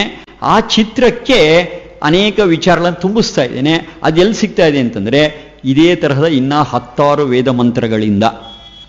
ಇದು ಯಾವ ವೇದ ಮಂತ್ರದಿಂದ ಬಂತು, ಇದು ಯಾವ ವೇದ ಮಂತ್ರದಿಂದ ಬಂತು ಅಂತ ಹೇಳಿ ಕೂತ್ರೆ ಅದು ಇಂತಿಂಥ ವೇದ ಮಂತ್ರದಿಂದ ತೋರಿಸ್ಕೊಳ್ಳಿಕ್ಕಾಗತ್ತೆ. ಅದಕ್ಕೆ ಸಮಯ ಜಾಸ್ತಿ ಹಿಡಿಯೋದ್ರಿಂದ ಅಥವಾ ಇಡೀ 4 ದಿವಸ ಈ ಮಂತ್ರ ಪೂರ್ತಿ ಆಗದೆ ಇರೋದ್ರಿಂದ ಹಾಗಿದೆ ಅನ್ನೋದನ್ನು ಸ್ವೀಕಾರ ಮಾಡಿ ಅನ್ಕೊಂಡು ಮುಂದಕ್ಕೆ ಹೋಗ್ತಾ ಇದ್ದೀನಿ. ಪರೀಕ್ಷೆಗಂತೂ ಅವಕಾಶ ಇದೆ, ಪ್ರಶ್ನೆಗೆ ಅವಕಾಶ ಇದೆ. ಆ ವಿಶ್ವಚೇತನ ಶಕ್ತಿ ಏನಿದೆ ಅದು ಸರ್ವಶಕ್ತ. ಈ ಸರ್ವಶಕ್ತ ಎನ್ನುವ ಪದ ಬಂದ ತಕ್ಷಣವೇ ನಮಗೆ ಯಾವಾಗಲೂ ಕೂಡ ಒಂದು ಕನ್ಫ್ಯೂಷನ್. ಆ ವಿಶ್ವಚೇತನ ಸರ್ವಶಕ್ತ ಅಂದರೆ ಏನರ್ಥ? ಏನು ಬೇಕಾದರೂ ಮಾಡಬಹುದು, ಅದಕ್ಕೆ ಯಾವುದೇ ತರಹದ ಇತಿಮಿತಿಗಳಿಲ್ಲ, ಅಡೆತಡೆಗಳಿಲ್ಲ, ಏನನ್ನು ಬೇಕಾದರೂ ಮಾಡುವ ಸಾಮರ್ಥ್ಯ ಇರುವಂತಹದ್ದು ಸರ್ವಶಕ್ತ. ಹೀಗೆ ಸಾಮಾನ್ಯವಾಗಿ ನಮಗೆ ಸಿಗ್ತಕ್ಕಂಥ ಒಂದು ವಿವರಣೆ ಸರ್ವಶಕ್ತ ಅನ್ನೋದಕ್ಕೆ. ಆದರೆ ಇದರಲ್ಲಿ ಅನೇಕ ದೋಷಗಳಿವೆ, ತರ್ಕ ದೋಷ ಇದೆ. ಈ ನೋಡಿ, ಒಂದು ಸರಳವಾದ ಪ್ರತಿ ಪ್ರಶ್ನೆ ಇದೆ. ಆಯ್ತಪ್ಪ, ಏನನ್ನು ಬೇಕಾದರೂ ಮಾಡುವಂತಹ ಸಾಮರ್ಥ್ಯ ಈ ಸರ್ವಶಕ್ತ ವಿಶ್ವಚೇತನಕ್ಕೆ ಇದೆ. ಹಾಗಾದರೆ ಈ ವಿಶ್ವಚೇತನ ಶಕ್ತಿಯು ತಾನೇ ಎತ್ತೋದಕ್ಕಾಗದೇ ಇರುವಂತಹ ಒಂದು ಬಂಡೆಯ ನಿರ್ಮಾಣ ಮಾಡಬಹುದೇ? ಬಹಳ ವಿಚಿತ್ರ ಆಗೋಯ್ತು ಇವಾಗ. ಹೂ ಅಂತಂದ್ರೆ ಏನಾಯ್ತು? ಬಂಡೆ ಎತ್ತಕ್ಕಾಗಲ್ಲ. ಹೂ ಅಂತಂದ್ರೆ ಏನಾಯ್ತು? ಸರ್ವಶಕ್ತ ಅಲ್ಲ. ಯಾಕೆ? ಈ ಥರದ ಬಂಡೆ ನಿರ್ಮಾಣ ಮಾಡೋಕ್ಕಾಗಲ್ಲ ಅದರ ಕೈಲಿ. ಈ ಥರದ ಕೆಲವಾರು ಬುದ್ಧಿ ಸಂಗತವಾಗಿರ್ತಕ್ಕಂತಹ ವಿಚಾರಗಳು ಸಿಕ್ಕೋದಿಲ್ಲ ನಮ್ಗೆ ಅದರಲ್ಲಿ. ಹಾಗಾಗಿ ಈ ಸರ್ವಶಕ್ತ ಎನ್ನುವುದನ್ನು ವೇದಗಳ ಹಿನ್ನೆಲೆ ನಾವು ಅರ್ಥ ಮಾಡಿಕೊಳ್ಳುವಾಗ ಅಲ್ಲಿ ನಾವು ಬಳಸ್ತಕ್ಕಂಥ ಅರ್ಥ ಏನು ಅಂತಂದರೆ, ಯಾವುದು ಮತ್ತೊಂದರ ಸಹಾಯವಿಲ್ಲದೆ ಕೆಲಸ ಮಾಡುತ್ತದೋ ಅದಕ್ಕೆ ನಾವು ಕರೆಯೋದು ಸರ್ವಶಕ್ತ ಅಂತ. ಸರ್ವಶಕ್ತ ಅಂದರೆ ಏನು ಬೇಕಾದ್ರೂ ಮಾಡಬಹುದು ಅಲ್ಲ, ಅದು ಏನು ಮಾಡುತ್ತೋ ಅದಕ್ಕೆ ಇನ್ನೊಂದರ ಸಹಾಯ ಬೇಕಿಲ್ಲ. ಯಾವುದರ ಸಹಾಯದ ಅಪೇಕ್ಷೆಯೂ ಇಲ್ಲದೆ, ಯಾವುದೇ ಅಸಿಸ್ಟೆನ್ಸ್ ಇಲ್ಲದೆ, ಯಾವುದೇ ಸಪೋರ್ಟ್ ಇಲ್ಲದೆ, ಯಾವುದೇ ಸಾಧನವಿಲ್ಲದೆ ತಾನು ಮಾಡಬೇಕಾದ ಕೆಲಸನ ಯಾವುದು ಸ್ವತಂತ್ರವಾಗಿ ಅದೊಂದೇ ಮಾಡುತ್ತದೋ ಅದು ಸರ್ವಶಕ್ತ. ಈಗ ನಮಗೆ ಸರ್ವಶಕ್ತ ಅನ್ನೋ ಪದಕ್ಕೆ ಸ್ಪಷ್ಟ ಚಿತ್ರಣ ಬರುತ್ತೆ. ಈ ಥರ ತಾರ್ಕಿಕ ಅಥವಾ ತರ್ಕಬದ್ಧವಾದಂತಹ ಬುದ್ಧಿಗೆ ವಿರುದ್ಧವಾಗಿರ್ತಕ್ಕ ತೊಡಕುಗಳು ಅಲ್ಲಿ ಬರೋದಿಲ್ಲ. ಅಲ್ಲಿ ಹೇಗೆ ಅರ್ಥ ಮಾಡ್ಕೊಳ್ಳೋಣ? ನಮ್ಮನ್ನು ತಗೊಳ್ಳಿ. ನನಗೆ ಏನನ್ನಾದರೂ ನೋಡಬೇಕು ಅಂತಂದರೆ ಈ ಕಣ್ಣು ಎನ್ನುವ ಇಂದ್ರಿಯದ ಸಹಾಯ ನನಗೆ ಬೇಕು. ಬರೀ ಕಣ್ಣಿದ್ರೆ ಸಾಲದು, ಆ ಕಣ್ಣು ನೆಟ್ಗೂ ಇರಬೇಕು. ಕಣ್ಣಿದೆ, ಅದರ ಶಕ್ತಿಯಲ್ಲಿ ಏನೋ ವ್ಯತ್ಯಾಸ ಇದೆ, ಶಾರ್ಟ್ ಸೈಟೋ ಲಾಂಗ್ ಸೈಟೋ ಕ್ಯಾಟ್ರಾಕ್ಟೋ ಆಗಿದೆ ಅಂತಂದರೆ ನನಗೆ ಕಾಣೋದಿಲ್ಲ. ಏನನ್ನಾದರೂ ನಾನು ಕೇಳಬೇಕು ಅಂತಂದರೆ ಕಿವಿ ಎನ್ನುವ ಈ ಒಂದು ಆಪರೇಟಸ್, ಏನೊಂದು ಯಂತ್ರ ಇದೆ, ಇದು ಸರಿಯಾಗಿ ಕೆಲಸ ಮಾಡಿದ್ರೆ ಕೇಳುತ್ತೆ. ಈ ಯಂತ್ರ ಕೆಟ್ಟೋದ್ರೆ ನನಗೆ ಇಡೀ ಜಗತ್ತೇ ಒಂದು ದೊಡ್ಡ ಸೈಲೆನ್ಸ್. ಎಲ್ಲ ನೋಡ್ತಾ ಇರ್ತೇನೆ, ಯಾವ ಶಬ್ದವೂ ನನ್ನನ್ನು ಸೋಕೋದಿಲ್ಲ. ಕಾರಣ ಏನು? ಶಬ್ದವನ್ನು ನನಗೆ ತಲುಪಿಸುವ ಯಾವ ಒಂದು ಸಾಧನ ಇದೆ ಅದು ನಿಷ್ಕ್ರಿಯ ಆಗಿದೆ. ಹೀಗೆ ಎಲ್ಲ ಇಂದ್ರಿಯಗಳಿಗೂ ಹಾಕೊಳ್ಳಿ ನೀವು. ಆದರೆ ಆ ವಿಶ್ವಚೇತನದ ವಿಚಾರ ನಾವು ಹೇಳ್ತಾ ಅದನ್ನು ನಾವು ಸರ್ವಶಕ್ತ ಅಂತ ಹೇಳಿ ಅರ್ಥ ಮಾಡಿಕೊಳ್ಳುವಾಗ ಅದು ಎಲ್ಲವನ್ನೂ ನೋಡುತ್ತದೆ. ಆದರೆ ಕಣ್ಣು ಎನ್ನುವ ಸಾಧನದ ಅವಶ್ಯಕತೆ ಅದಕ್ಕೆ ಇಲ್ಲ. ಕಣ್ಣಿಲ್ಲದೆಯೂ ನೋಡಬಲ್ಲ, ಕಿವಿ ಇಲ್ಲದೆಯೂ ಕೇಳಬಲ್ಲ. ಯಾಕೆಂದರೆ ನಮಗೆ ಅಣುಚೇತನರಿಗೆ ಈ ಲಿಮಿಟೇಷನ್ ಇದೆ, ಈ ಮಿತಿ ಇದೆ. ಏನೋ ನಾವು ನೋಡೋದಕ್ಕೆ ಕಣ್ಣು ಬೇಕು, ಕೇಳೋದಕ್ಕೆ ಕಿವಿ ಬೇಕು, ರುಚಿ ನೋಡೋಕ್ಕೆ ನಾಲಿಗೆ ಬೇಕು. ಎಲ್ಲ ಕೆಟ್ಟೋಯ್ತು ಅಂತಂದರೆ ಕೇಳುವ, ಕಾಣುವ, ರುಚಿ ನೋಡು, ಇದೆಲ್ಲ ಶಕ್ತಿಗಳು ನಮ್ಗೆ ಹೊರಟೋಗುತ್ತೆ. ನಮಗೆ ಯಾವ್ದಾದ್ರು ಒಂದು ಕೆಲಸ ಮಾಡಬೇಕು ಅಂದರೆ ಕೈಗಳು ಬೇಕು. ನಮಗೆ ಕೈಗಳೆರಡು ಇಲ್ಲ ಅಂತಂದರೆ ನಾನು ಕೆಲಸ ಮಾಡೋಕ್ಕಾಗಲ್ಲ. ಕಾಲುಗಳೆರಡು ಇಲ್ಲ ಅಂದರೆ ಅದನ್ನು ಮಾಡಬೇಕಾದ ಎಷ್ಟೋ ಕೆಲಸ ನಾವು ಮಾಡೋಕ್ಕಾಗೋದೇ ಇಲ್ಲ. ಆದರೆ ಈ ವಿಶ್ವಚೇತನ ಸರ್ವಶಕ್ತವಾದ್ದರಿಂದ ಅದು ತಾನು ಮಾಡುವ ಕೆಲಸಕ್ಕೆ ಈ ತರಹದ ಯಾವುದೇ ಸಾಧನಗಳ ಅಪೇಕ್ಷೆ ಅದಕ್ಕಿಲ್ಲ. ಅದಕ್ಕೆ ಯಾವುದೇ ಅಸಿಸ್ಟೆಂಟ್ಗಳ ಅಪೇಕ್ಷೆ ಇಲ್ಲ. ಅಪೇಕ್ಷೆ ಅಂತಾರೆ ರಿಕ್ವೈರ್ಮೆಂಟ್ ಅಂತ ಅರ್ಥ. ತಾನು ಮಾಡಬೇಕು, ಮಾಡುತ್ತೆ ಅಷ್ಟೇನೆ. ನನಗೆ ಇವ್ರ ಅಸಿಸ್ಟೆನ್ಸ್ ಬೇಕು, ಇವ್ರ ಮೂಲಕ ನಾನಿದನ್ನು ಮಾಡಬೇಕು ಅನ್ನುವಂಥ ಡಿಪೆಂಡೆನ್ಸಿ ಆ ವಿಶ್ವಚೇತನ ಶಕ್ತಿಗೆ ಇಲ್ಲ. ಯಾವುದೇ ತರಹದ ಅವಲಂಬನೆಯೂ ಅದಕ್ಕಿಲ್ಲ. ಯಾವುದನ್ನೂ ಅವಲಂಬಿಸದೆ ತಾನು ಮಾಡಬೇಕಾದ ಕೆಲಸಗಳನ್ನು ಸ್ವತಂತ್ರವಾಗಿ ತಾನೊಂದೇ ಯಾವುದು ಮಾಡುತ್ತದೋ ಅದಕ್ಕೆ ನಾವು ಕರೆಯೋದು ಸರ್ವಶಕ್ತ. ಈ ರೀತಿಯಾದಂಥ ಒಂದು ಸರ್ವಶಕ್ತಿತ್ವ ಆ ಒಂದು ವಿಶ್ವಚೇತನಕ್ಕೆ ಬರಬೇಕಾದ್ರೆ ಅದರ ಜೊತೆ ಇನ್ನೊಂದೆರಡು ಸೇರ್ಕೋಬೇಕು. ಒಂದೇನು ಅಂತಂದರೆ ಸರ್ವವ್ಯಾಪಿತ್ವ. ಸರ್ವವ್ಯಾಪಿತ್ವ ಅಂದರೆ ಇದು ಎಲ್ಲ ಕಡೆಯಲ್ಲೂ ಇರಬೇಕದು. ಈಗ ನಮಗೇನಾಗಿದೆ ಅಂತಂದರೆ ನಮ್ಮ ಕಣ್ಣು ಇಲ್ಲಿ ಸಿಗಾಕೊಂಡ್ಬಿಟ್ಟಿದೆ ಈ ಬುರುಡೆ ಒಳಗೆ, ಅಲ್ಲಿರೋದು ನಮಗೆ ಕಾಣಿಸ್ತಾ ಇಲ್ಲ. ಆದರೆ ಈ ಕಣ್ಣು ಒಂದು ವೇಳೆ ಸರ್ವವ್ಯಾಪಿಯಾಗಿತ್ತು ಅಂತ ಇಟ್ಕೊಳ್ಳೋಣ, ಎಲ್ಲಿ ಬೇಕಾದ್ರೂ ನೋಡಬಹುದಾ? ಯಾವುದನ್ನು ಬೇಕಾದ್ರೂ ನೋಡಬಹುದಾ? ಯಾಕೆ? ಈ ಕಣ್ಣು ಎನ್ನುವ ಸಾಧನ ಸರ್ವವ್ಯಾಪಿ. ಆದರೆ ಈ ಥರ ಸಾಧನದ ಅಪೇಕ್ಷೆ ಇಲ್ಲದೆ ಇರತಕ್ಕಂತಹ ಸರ್ವವ್ಯಾಪಿಯಾಗಿರುವ ವಿಶ್ವಚೇತನ ಶಕ್ತಿಯು ಎಲ್ಲವನ್ನೂ ನೋಡಬಲ್ಲದು. ಆದರೆ ಸಾಧನದ ಅಪೇಕ್ಷೆ, ಸಾಧನದ ಅವಶ್ಯಕತೆ ಇಲ್ಲ. ಇದು ಅದರ ಒಂದು ಸರ್ವವ್ಯಾಪಿತ್ವಕ್ಕೆ ಕಾರಣ. ಯಾವುದು ಸರ್ವವ್ಯಾಪಿಯೋ ಅದು ಸರ್ವಶಕ್ತವಾಗಬಹುದು. ಹಾಗೇನೇನೆ ಯಾವುದು ಸರ್ವವ್ಯಾಪಿಯೋ ಅದು ಸರ್ವಜ್ಞನವೂ ಹೌದು, ಎಲ್ಲವನ್ನೂ ತಿಳಿದಿರುತ್ತದೆ. ನಮಗೆ ಯಾಕೆ ಗೊತ್ತಿಲ್ಲ ಅಂತಾರೆ, ನಾವು ಸರ್ವವ್ಯಾಪಿಗಳಲ್ಲ. ನಾವು ಇಲ್ಲಿದ್ದೀವಿ, ಆ ಕಡೆ ರಸ್ತೆ ಒಳಗೆ ಏನು ನಡೀತೋ ನಮಗೆ ಗೊತ್ತಿಲ್ಲ, ಈ ಗೋಡೆ ಪಕ್ಕದಲ್ಲಿ ಏನು ನಡೀತಿದೆಯೋ ನಮಗೆ ಗೊತ್ತಿಲ್ಲ. ನಮ್ಗೆ ಯಾಕೆ ಅಂತಂದರೆ ನಾವು ಸಾಧನದ ಮೇಲೆ ಅವಲಂಬಿತರಾಗಿರೋರು. ಆ ಸಾಧನಕ್ಕೆ ಈ ಗೋಡೆವರೆಗೂ ನೋಡೋಕ್ಕಾಗತ್ತೆ, ಗೋಡೆ ಆಚೆಗೇನೂ ಗೊತ್ತಿಲ್ಲ. ಅಥವಾ ನಾವು ಏನಾದರೂ ಒಂದು ಸಾಧನವನ್ನು ತಯಾರು ಮಾಡಿದ್ರೆ ಬಹುಶಃ ಆ ಒಂದು ಎಕ್ಸ್ರೇ ತರಹದ್ದು ಆ ಗೋಡೆ ಆಚೆ ಇರೋದನ್ನು ತೋರಿಸ್ಬೋದು ಅಷ್ಟೇ. ಬೆಂಗಳೂರಲ್ಲಿ ಏನು ನಡೀತಿದೆ ಅಂತಂದ್ರೆ ಆಗೋದಿಲ್ಲ. ಅಥವಾ ಒಂದು ವೇಳೆ ಬೆಂಗಳೂರಲ್ಲಿ ಏನು ನಡೀತಿದೆ ಅನ್ನೋದನ್ನು ಇವರು ಟಿ ವಿ ಒಳಗೆ ತೋರಿಸೋದ್ರೆ ಎಷ್ಟು ತೋರ್ಸೋಕ್ಕೆ ಸಾಧ್ಯ? ಅವ್ರ ಕ್ಯಾಮ್ರಾ ಒಳಗೆ ಎಷ್ಟಿದೆಯೋ ಅಷ್ಟು ಮಾತ್ರ ಕಾಣ್ತಾರೆ, ಪಕ್ಕದಲ್ಲಿ ಏನಿದೆ ಗೊತ್ತಾಗೋದಿಲ್ಲ. ಅಂದರೆ ಕೆಲ ಮಿತಿಗಳು ಬರುತ್ತೆ ಅಂತ ನಾನು ಹೇಳ್ತಾ ಇರೋದು. ಆದರೆ ಸರ್ವಜ್ಞವಾಗಿರ್ತಕ್ಕಂಥ ಶಕ್ತಿಗೆ, ಆ ವಿಶ್ವಚೇತನ ಶಕ್ತಿಗೆ ಈ ತರಹದ ಇತಿಮಿತಿಗಳು ಇಲ್ಲ. ಅದು ಸರ್ವ ವ್ಯಾಪಕವೂ ಹೌದು, ಸರ್ವಶಕ್ತವೂ ಹೌದು, ಸರ್ವಜ್ಞವೂ ಹೌದು. ಇಂತಹದನ್ನು ವಿಶ್ವಚೇತನ ಶಕ್ತಿ ಅಂತೀವಿ. ಇಚ್ಛಾ, ದ್ವೇಷ, ಸುಖ, ದುಃಖ, ಜ್ಞಾನ, ಪ್ರಯತ್ನಗಳನ್ನು ಲಕ್ಷಣವಾಗಿ ಹೊಂದಿರತಕ್ಕಂಥದ್ದನ್ನು ಅಣುಚೇತನ ಅಂತ ಕರಿತೀವಿ. ಈ ತರಹ ಯಾವುದೇ ಅರಿವಿಲ್ಲದೆ ಇರತಕ್ಕಂತಹ ಜಡ ವಸ್ತುಗಳನ್ನು ನಾವು ವೃಕ್ಷ ಅಂತ ಕರಿತೀವಿ. ಇನ್ನೊಂದು ಬಹಳ ಮುಖ್ಯವಾಗಿರ್ತಕ್ಕಂಥ ಅಂಶ ಇದೆ ಇದರಲ್ಲಿ. ಈ ಜಡ ವಸ್ತುಗಳು ಏನಿದೆ, ಇದು ಮೂಲ ಪ್ರಕೃತಿ, ಮೂಲ ರಾ ಮೆಟೀರಿಯಲ್ ಅಂತ ನಾವೇನು ಕರಿತೀವಿ. ಅದು 5 ವಿಭಾಗಗೊಂಡಿದೆ. ಪಂಚಭೂತಗಳು ಅಂತ ಕರಿತೀವಿ ನಾವು. ಆಕಾಶ, ವಾಯು, ಅಗ್ನಿ, ಜಲ ಮತ್ತು ಪೃಥ್ವಿ ಅಂತ. ಇದು ನಮ್ಮ ವಿಜ್ಞಾನ. ಇದು ವೇದ ವಿಜ್ಞಾನದಲ್ಲಿ ಹೀಗೆ ಬರುತ್ತೆ. ಆಧುನಿಕ ವಿಜ್ಞಾನದಲ್ಲಿ ಏನಂತಾರೆ ಅವರು, ಪೀರಿಯಾಡಿಕ್ ಟೇಬಲ್ ಅಂತ ಕರೆದಲ್ಲಿ 108 ಮೂಲ ವಸ್ತುಗಳನ್ನು ಗುರುತಿಸ್ತಾರೆ. 108+ ಎಲಿಮೆಂಟ್ಸ್ ವಿಜ್ಞಾನ ಇದು.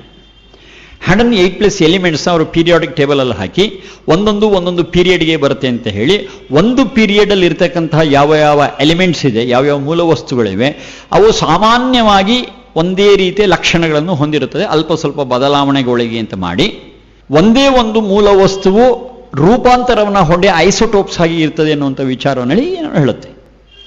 ಇಲ್ಲ ಆಧುನಿಕ ದ್ರವ್ಯ ವಿಜ್ಞಾನ. ಇಲ್ಲಿ ವೇದಗಳ ಹಿನ್ನೆಲೆಯಲ್ಲಿ ನಾವು ಮಾತನಾಡುವಾಗ ಈ ತರಹ ಇಡೀ ಜಗತ್ತಿಗೆ ಕಾರಣವಾಗಿರತಕ್ಕಂಥ ಯಾವ್ಯಾವ ವಸ್ತುಗಳಿವೆ, ಭೌತಿಕವಾಗಿರತಕ್ಕಂಥ ವಸ್ತುಗಳೇನಿದೆ, ಅದನ್ನು ನಾವು 5 ಮೂಲ ವಸ್ತುಗಳಲ್ಲಿ ಗುರುತಿಸ್ಕೋತೇವೆ. 5ರ ಮೂಲ ಮತ್ತೆ ಒಂದು ಮೂಲ ಪ್ರಕೃತಿ, ಅಲ್ಲಿಂದ 5 ಪಂಚಭೂತಗಳು. ಪ್ರತಿಯೊಂದನ್ನೂ ಕೂಡ ಈ ಪಂಚಭೂತಗಳ ಮಿಶ್ರಣದಿಂದಲೇ ನಿರ್ಮಾಣ ಆಗತ್ತೆ. ಯಾವಾಗ ಈ ಪಂಚಭೂತಗಳ ನಿರ್ಮಾಣದಿಂದ ಜಡ ವಸ್ತುಗಳ ನಿರ್ಮಾಣ ಆಗತ್ತೆ, ಅವುಗಳು ಅನಂತವಾಗಿವೆ, ಇನ್ಫೈನೈಟ್. ಯಾಕೆಂತಂದರೆ ಆ ಪಂಚಭೂತಗಳ ಏನೊಂದು ಮಿಶ್ರಣ ಇದೆ, ಆ ಮಿಶ್ರಣದ ಒಂಚೂರು ಹೆಚ್ಚು ಕಮ್ಮಿ ಆದರೆ ಅದು ಬೇರೆಯೇ ಪದಾರ್ಥ ಆಗುತ್ತೆ. ಅಂದರೆ ಒಂದು ವಸ್ತು ನಿರ್ಮಾಣ ಆಗಬೇಕಾದ್ರೆ ಅದರಲ್ಲಿ ಒಂದಿಷ್ಟು ಆಕಾಶ, ಒಂದಿಷ್ಟು ವಾಯು, ಒಂದಿಷ್ಟು ಅಗ್ನಿ, ಒಂದಿಷ್ಟು ಜಲ, ಒಂದಿಷ್ಟು ಪೃಥ್ವಿ ಇರುತ್ತೆ ಅಂತ ಇಟ್ಕೊಂಡು, ಎಷ್ಟೋ ಒಂದಷ್ಟು 20, 20, 20, 20, 20 ಅಂತ ಇಟ್ಕೋಣ. ಈಗ ಯಾವುದೋ ಒಂದು ಕಾರಣದಿಂದ ಅದರಲ್ಲಿರ್ತಕ್ಕಂಥ ಆ ನೀರಿನ ಅಂಶ ಕಡಿಮೆ ಆಯಿತು, 20 ಇದ್ದಿದ್ದು 10 ಆಯಿತು, ಪೃಥ್ವಿ ಅಂಶ 10 ಇದ್ದಿದ್ದು 20 ಇದ್ದಿದ್ದು 30 ಆಯಿತು. ಈಗ ಅದು ಬೇರೆನೇ ವಸ್ತು. ಮೊದಲಿದ್ದಂತಹ ದ್ರವ್ಯವೇ ಬೇರೆ, ಈ ಇರುವಂತಹ ದ್ರವ್ಯವೇ ಬೇರೆ. ಏಕೆಂತಂದರೆ ಅದರಲ್ಲಿ ಎಲ್ಲ ಸಮಾನವಾಗಿದ್ದು, ಇದರಲ್ಲಿ ಒಂಚೂರು ಹೆಚ್ಚು ಕಮ್ಮಿ ಆಗಿತ್ತು. ಹೀಗೆ ಈ ಪಂಚಭೂತಗಳ ಮಿಶ್ರಣದಲ್ಲಿ ಎಷ್ಟೆಷ್ಟೆಲ್ಲ ವ್ಯತ್ಯಾಸಗಳಾಗ್ಬೋದು, ಎಷ್ಟೆಷ್ಟೆಲ್ಲ ನಾವೀನ್ಯತೆ ಬರ್ಬೋದು, ಹೊಸತನ ಬರ್ಬೋದು, ಅಷ್ಟೂ ತರಹದ ಭೌತಿಕ ವಸ್ತುಗಳು ನಮಗೆ ಸಿಗುತ್ತೆ. ಅಂದರೆ ಫಿಸಿಕಲ್ ವರ್ಲ್ಡ್ ಅಂತ ನಾವೇನು ಕರಿತಿದ್ದೇವೆ, ಇಂದ್ರಿಯ ಗೋಚರವಾಗಿರ್ತಕ್ಕಂಥ ಜಡ ಜಗತ್ತು ಅಂತ ಏನು ನೋಡ್ತಾ ಇದ್ದೇವೆ, ಇದು ವೈವಿಧ್ಯಮಯ. ಇವತ್ತು ಬೇಲೂರಿಗೆ ಹೋಗುವಾಗ ನಾನು ನಮ್ಮ ಸ್ನೇಹಿತರು ಹೋಗ್ತಾ ಇದ್ವಿ.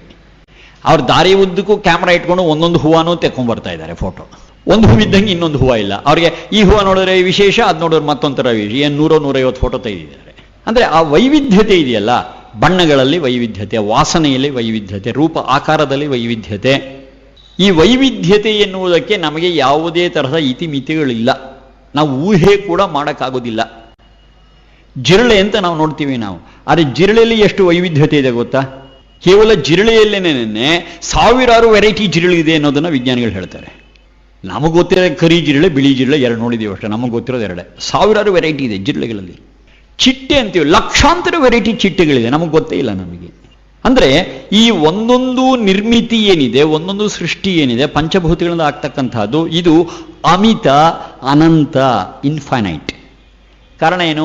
ಪಂಚಭೂತಗಳ ಪ್ರಪೋರ್ಷನ್ ಅಂತ ನಾವೇನು ಕರಿತೀವಿ, ಅದರ ಪಂಚಭೂತಗಳ ಮಿಶ್ರಣ ಏನಿದೆ, ಆ ಮಿಶ್ರಣದಲ್ಲಿ ಆಗ್ತಕ್ಕಂಥ ಒಂದೊಂದು ಹೆಚ್ಚು ಕಮ್ಮಿಗೂ ಕೂಡ, ಒಂದೊಂದು ಬೇರೆ ಮಿಶ್ರಣ ಕೂಡ ಒಂದೊಂದು ಹೊಸ ವಸ್ತು ನಿರ್ಮಾಣ ಆಗಿಬಿಡುತ್ತೆ. ಹಾಗಾಗಿ ಜಡ ವಸ್ತುಗಳ ವಿಚಾರವನ್ನು ನಾವು ಮಾತನಾಡುವಾಗ ಅದು ಅನಂತ, 100 ತರಹದ ವೈವಿಧ್ಯಮಯವಾದಂಥ ಜಡ ವಸ್ತುಗಳು ಇವೆ.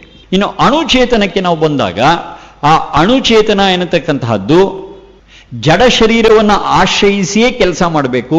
ಇದು ವಿಶ್ವಚೇತನದಂತೆ ಸರ್ವಶಕ್ತ ಅಲ್ಲ. ಅದನ್ನಾಗಲೇ ಹೇಳಿದೆ, ಕಣ್ಣಿದ್ರೆ ನೋಡ್ಬೋದು, ಕಿವಿ ಇದ್ರೆ ಕೇಳಬಹುದು. ಎರಡು ಕೈ ಕೊಟ್ಟರೆ ಕೇಳೋ ಹಂಗೂ ಇಲ್ಲ, ನೋಡೋ ಹಂಗೂ ಇಲ್ಲ. ನಮ್ಮ ಇತಿಮಿತಿ.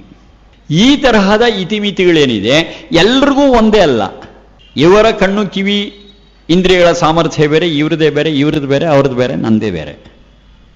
ಅಂದ್ರೆ ಏನಾಯ್ತು, ಈ ರೀತಿ ಸಾಮರ್ಥ್ಯಗಳಲ್ಲಿ ಅಂದರೆ ಸಾಧನಗಳಲ್ಲಿ, ಶರೀರ ಇಂದ್ರಿಯ ಮನಸ್ಸುಗಳಲ್ಲಿ ಭೇದವಿರತಕ್ಕಂತಹ ನೂರಾರಿವೆ. ಅದೆಲ್ಲವೂ ಕೂಡ ಅಣುಚೇತನಗಳಿಗೆ ಆಧಾರವಾಗಿದೆ, ನೆಲೆಯಾಗಿದೆ. ಒಂದು ಶರೀರ ಒಂದು ಅಣುಚೇತನಕ್ಕೆ ಆಧಾರವಾಗಿದೆ, ಇನ್ನೊಂದು ಶರೀರ ಇನ್ನೊಂದು ಅಣುಚೇತನಕ್ಕೆ ಆಧಾರವಾಗಿದೆ.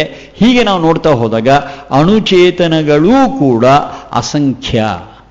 ಅಣುಚೇತನಗಳು ಕೂಡ ಒಂದು ಎರಡು ಅಲ್ಲ, ಅಣುಚೇತನಗಳು ಅಸಂಖ್ಯ. ಅಂದರೆ ಸರ್ವಶಕ್ತವಲ್ಲದ, ಸರ್ವವ್ಯಾಪಿಯಲ್ಲದ, ಸರ್ವಜ್ಞವಲ್ಲದ ಅಣುಚೇತನಗಳು ನೂರಾರಿವೆ. ಅವೆಲ್ಲವೂ ಕೂಡ ಶರೀರಗಳನ್ನು ಆಶ್ರಯಿಸಿ ಕೆಲಸ ಮಾಡುತ್ತೆ. ಮನುಷ್ಯ ಶರೀರ ಇರಬಹುದು, ಮನುಷ್ಯೇತರ ಇರಬಹುದು.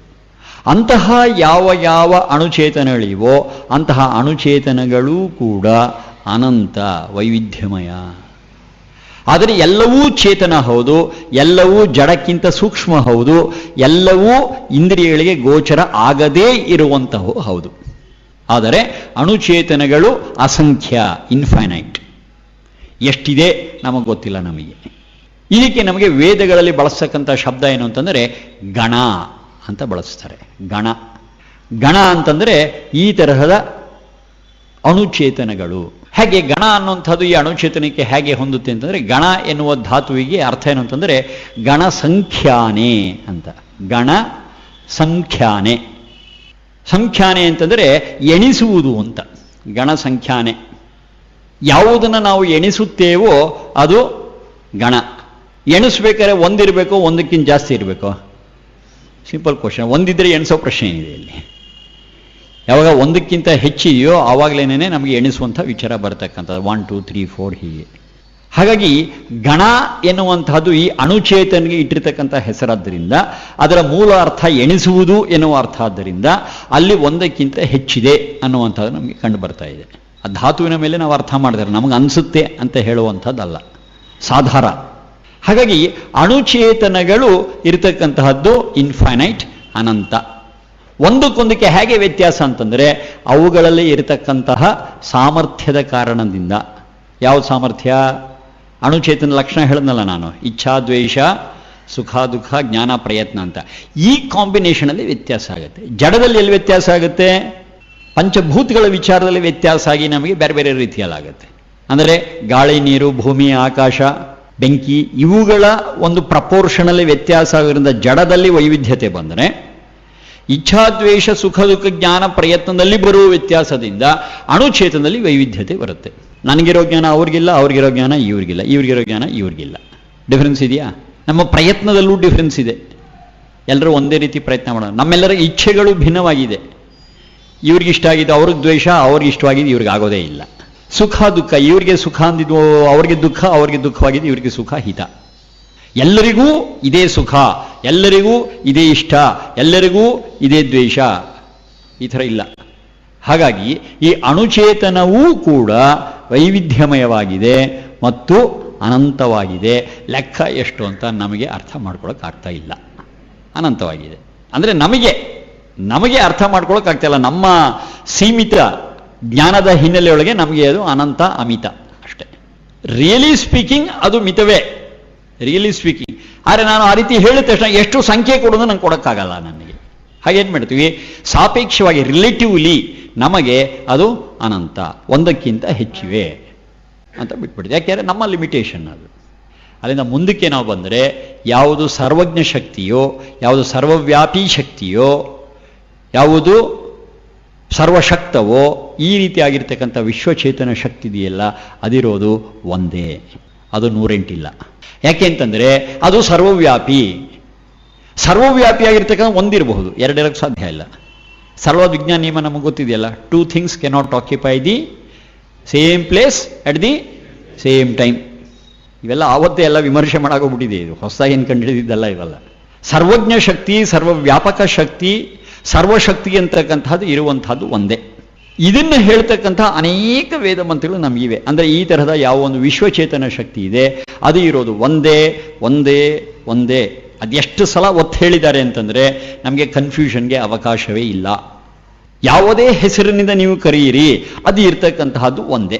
ಸಾಮಾನ್ಯವಾಗಿ ನಾವು ಅದಕ್ಕೆ ಹೇಳ್ತಕ್ಕಂಥ ಒಂದು ದೊಡ್ಡ ಕೊಟೇಶನ್ ಎಲ್ಲ ಕಡೆಯೂ ಪ್ರಚಾರವಾಗಿರ್ತಕ್ಕಂಥದ್ದು ಅಂದರೆ ಏಕಂ ಸತ್ ವಿಪ್ರ ಬಹುಧಾ ವದಂತಿ. ಏಕಂ ಸತ್ ವಿಪ್ರ ಬಹುಧಾ ವದಂತಿ. ಇರತಕ್ಕಂತಹದ್ದು ಈತದ ಸರ್ವಶಕ್ತ, ಸರ್ವಜ್ಞ ಮತ್ತು ಸರ್ವವ್ಯಾಪಿ ಶಕ್ತಿ ಇರತಕ್ಕಂತಹದ್ದು ಒಂದೇ. ಆದರೆ ನಾವು ಅದನ್ನು ಬೇರೆ ಬೇರೆ ಹೆಸರುಗಳಿಂದ ಕರೆಯುತ್ತೇವೆ. ವಿಶೇಷವಾಗಿ ಇವರು ಯಾರು ಹೇಳಿದ್ರೆ ವಿಪ್ರರು ಇದನ್ನು ಬೇರೆ ಬೇರೆ ಹೆಸರುಗಳಿಂದ ಕರೆಯುತ್ತಾರೆ. ವಿಪ್ರ ಅನ್ನೋ ಶಬ್ದ ಬಂದಾಲೂ ನಾವು ಹುಷಾರಾಗಿ ಅರ್ಥ ಮಾಡ್ಕೋಬೇಕು. ನಾವು ರೂಢಿಯಲ್ಲಿ ಏನಾಗಿದೆ, ವಿಪ್ರ ಎನ್ನುವ ಶಬ್ದಕ್ಕೆ ಯಾವುದೋ ಜಾತಿ ಬ್ರಾಹ್ಮಣರು ಅಂತ ಆಗ್ಬಿಟ್ಟಿದೆ. ಹಾಗಿಲ್ಲ. ವಿಪ್ರ ಎನ್ನುವ ಶಬ್ದ ಅನ್ನೋದು ಒಂದು ಬ್ಯೂಟಿಫುಲ್ ಅಬ್ರಿವಿಯೇಷನ್. ವಿ ಪ್ರ. ವಿ ಅಂದರೆ ವಿಶೇಷ, ಪ್ರ ಅಂದರೆ ಪ್ರಜ್ಞಾವಾನ್. ಯಾರು ವಿಶೇಷ ಪ್ರಜ್ಞಾವಂತರೋ ಅವರು ವಿಪ್ರ. ರೂಢಿಯಲ್ಲಿ ಅರ್ಥ ಇಲ್ಲ, ಇವತ್ತು ರೂಢಿಯಲ್ಲಿ ಕೆಟ್ಟೋಗ್ಬಿಟ್ಟಿದೆ ಅದು.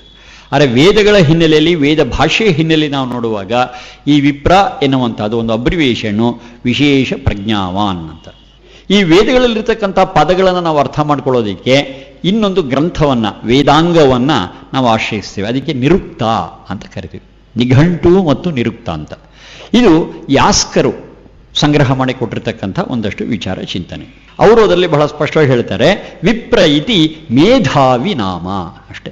ಯಾರು ಮೇಧಾವಿಗಳು ಅವರಿಗೆ ವಿಪ್ರ ಅಂತ ಹೆಸರು. ಇವತ್ತಿನ ಜಾತಿ ಬ್ರಾಹ್ಮಣರು ಅಂತಾಗಲಿ, ಅವರ ಅಪ್ಪ ಅಮ್ಮ ಬ್ರಾಹ್ಮಣರಾಗಿರಬೇಕು ಅಥವಾ ಇವರೇನೋ ಜನವರ ಹಾಕಿರಬೇಕು, ಹೀಗಿದ್ರೆ ವಿಪ್ರ, ಈ ಥರದ ಯಾವುದೇ ವಿವರಣೆಯೂ ಕೂಡ ಯಾಸ್ಕರ ನಿರುಕ್ತದಲ್ಲೂ ಇಲ್ಲ, ಮೂಲ ವೇದ ಮಂತ್ರಗಳಲ್ಲೂ ಇಲ್ಲ. ನಂತರದಲ್ಲಿ ಬಂದಿರತಕ್ಕಂಥ ವಿಚಾರಗಳು. ನಾವು ವೇದವನ್ನು ಪರಮ ಪ್ರಮಾಣ ಅಂತ ನಾವು ತಗೊಂಡಾಗ ವಿಪ್ರ ಅನ್ನೋದನ್ನು ವಿಶೇಷ ಪ್ರಜ್ಞಾವಾನ್, ಮೇಧಾವಿ ಅಂತಲೇ ಅರ್ಥ ಮಾಡ್ಕೋಬೇಕು. ಬೇರೆ ರೀತಿಯಲ್ಲಿ ಅರ್ಥ ಮಾಡಿಕೊಂಡ್ರೆ ವೇದ ಮಂತ್ರದ ಅರ್ಥ ಕೆಟ್ಟು ಹೋಗುತ್ತೆ, ಸತ್ಯಾಂಶ ಸಿಗಲ್ಲ, ಅದರ ಸತ್ವ ನಮ್ಮ ಕೈಗೆ ಸಿಗಲ್ಲ. ಇದಾಗಿದೆ. ಅನೇಕರು ಈ ಒಂದು ಕ್ರಮವನ್ನು ಬಿಟ್ಟು ತಮ್ಮ ಲೌಕಿಕ ಸಂಸ್ಕೃತ ಜ್ಞಾನದ ಹಿನ್ನೆಲೆಯಲ್ಲಿ ಈ ವೇದ ಮಂತ್ರಗಳಿಗೆ ಅರ್ಥ ಮಾಡೋಕ್ಕೆ ಹೋಗಿ ಈ ಥರದ ಎಡವಟ್ಟುಗಳನ್ನು ಸಾಕಷ್ಟು ಮಾಡಿದ್ದಾರೆ. ನಾವು ಆ ವಿಚಾರದಲ್ಲಿ ಎಚ್ಚರಿಕೆಯಿಂದ ಇರಬೇಕು. ಕೇಳಿಸ್ಕೊಂಡ್ರಲ್ಲ, ಆ ವಿಶ್ವಚೇತನ ಶಕ್ತಿಗೆ ಶರೀರವನ್ನು ಪಡೆಯುವಂಥ ಯಾವುದೇ ಅವಶ್ಯಕತೆ ಇಲ್ಲ, ಯಾವುದೇ ಟೂಲ್ ಮೇಲೆ ಅವಲಂಬಿತರಾಗಬೇಕಾಗಿಲ್ಲ, ಅಂದರೆ ಡಿಪೆಂಡ್ ಆಗಬೇಕಾದಂಥ ಅವಶ್ಯಕತೆ ಇಲ್ಲ ಅಂತ ತಿಳ್ಕೊಂಡ್ವಿ. ಆ ವಿಶ್ವಚೇತನ ಶಕ್ತಿ, ಆ ಭಗವತ್ ಶಕ್ತಿ ಹೇಗೆ ಕೆಲಸ ಮಾಡುತ್ತೆ ಅಂತ. ಹಾಗಿದ್ರೆ ಶರೀರ ತಗೊಳ್ಳೋ ಅಗತ್ಯ ಆ ವಿಶ್ವಚೇತನ ಶಕ್ತಿಗೆ ಇತ್ತ ಅನ್ನೋದನ್ನು ನಿಮ್ಮ ವಿಚಾರಕ್ಕೆ ಬಿಡ್ತೀನಿ. ಮುಂದಿನ ಭಾಗದಲ್ಲಿ ಮತ್ತೊಂದಷ್ಟು ಅದ್ಭುತ ವೈದಿಕ ವಿಚಾರಗಳೊಂದಿಗೆ ಮತ್ತೆ ಸಿಗೋಣ. ಅಲ್ಲಿವರೆಗೂ ನಮಸ್ಕಾರ.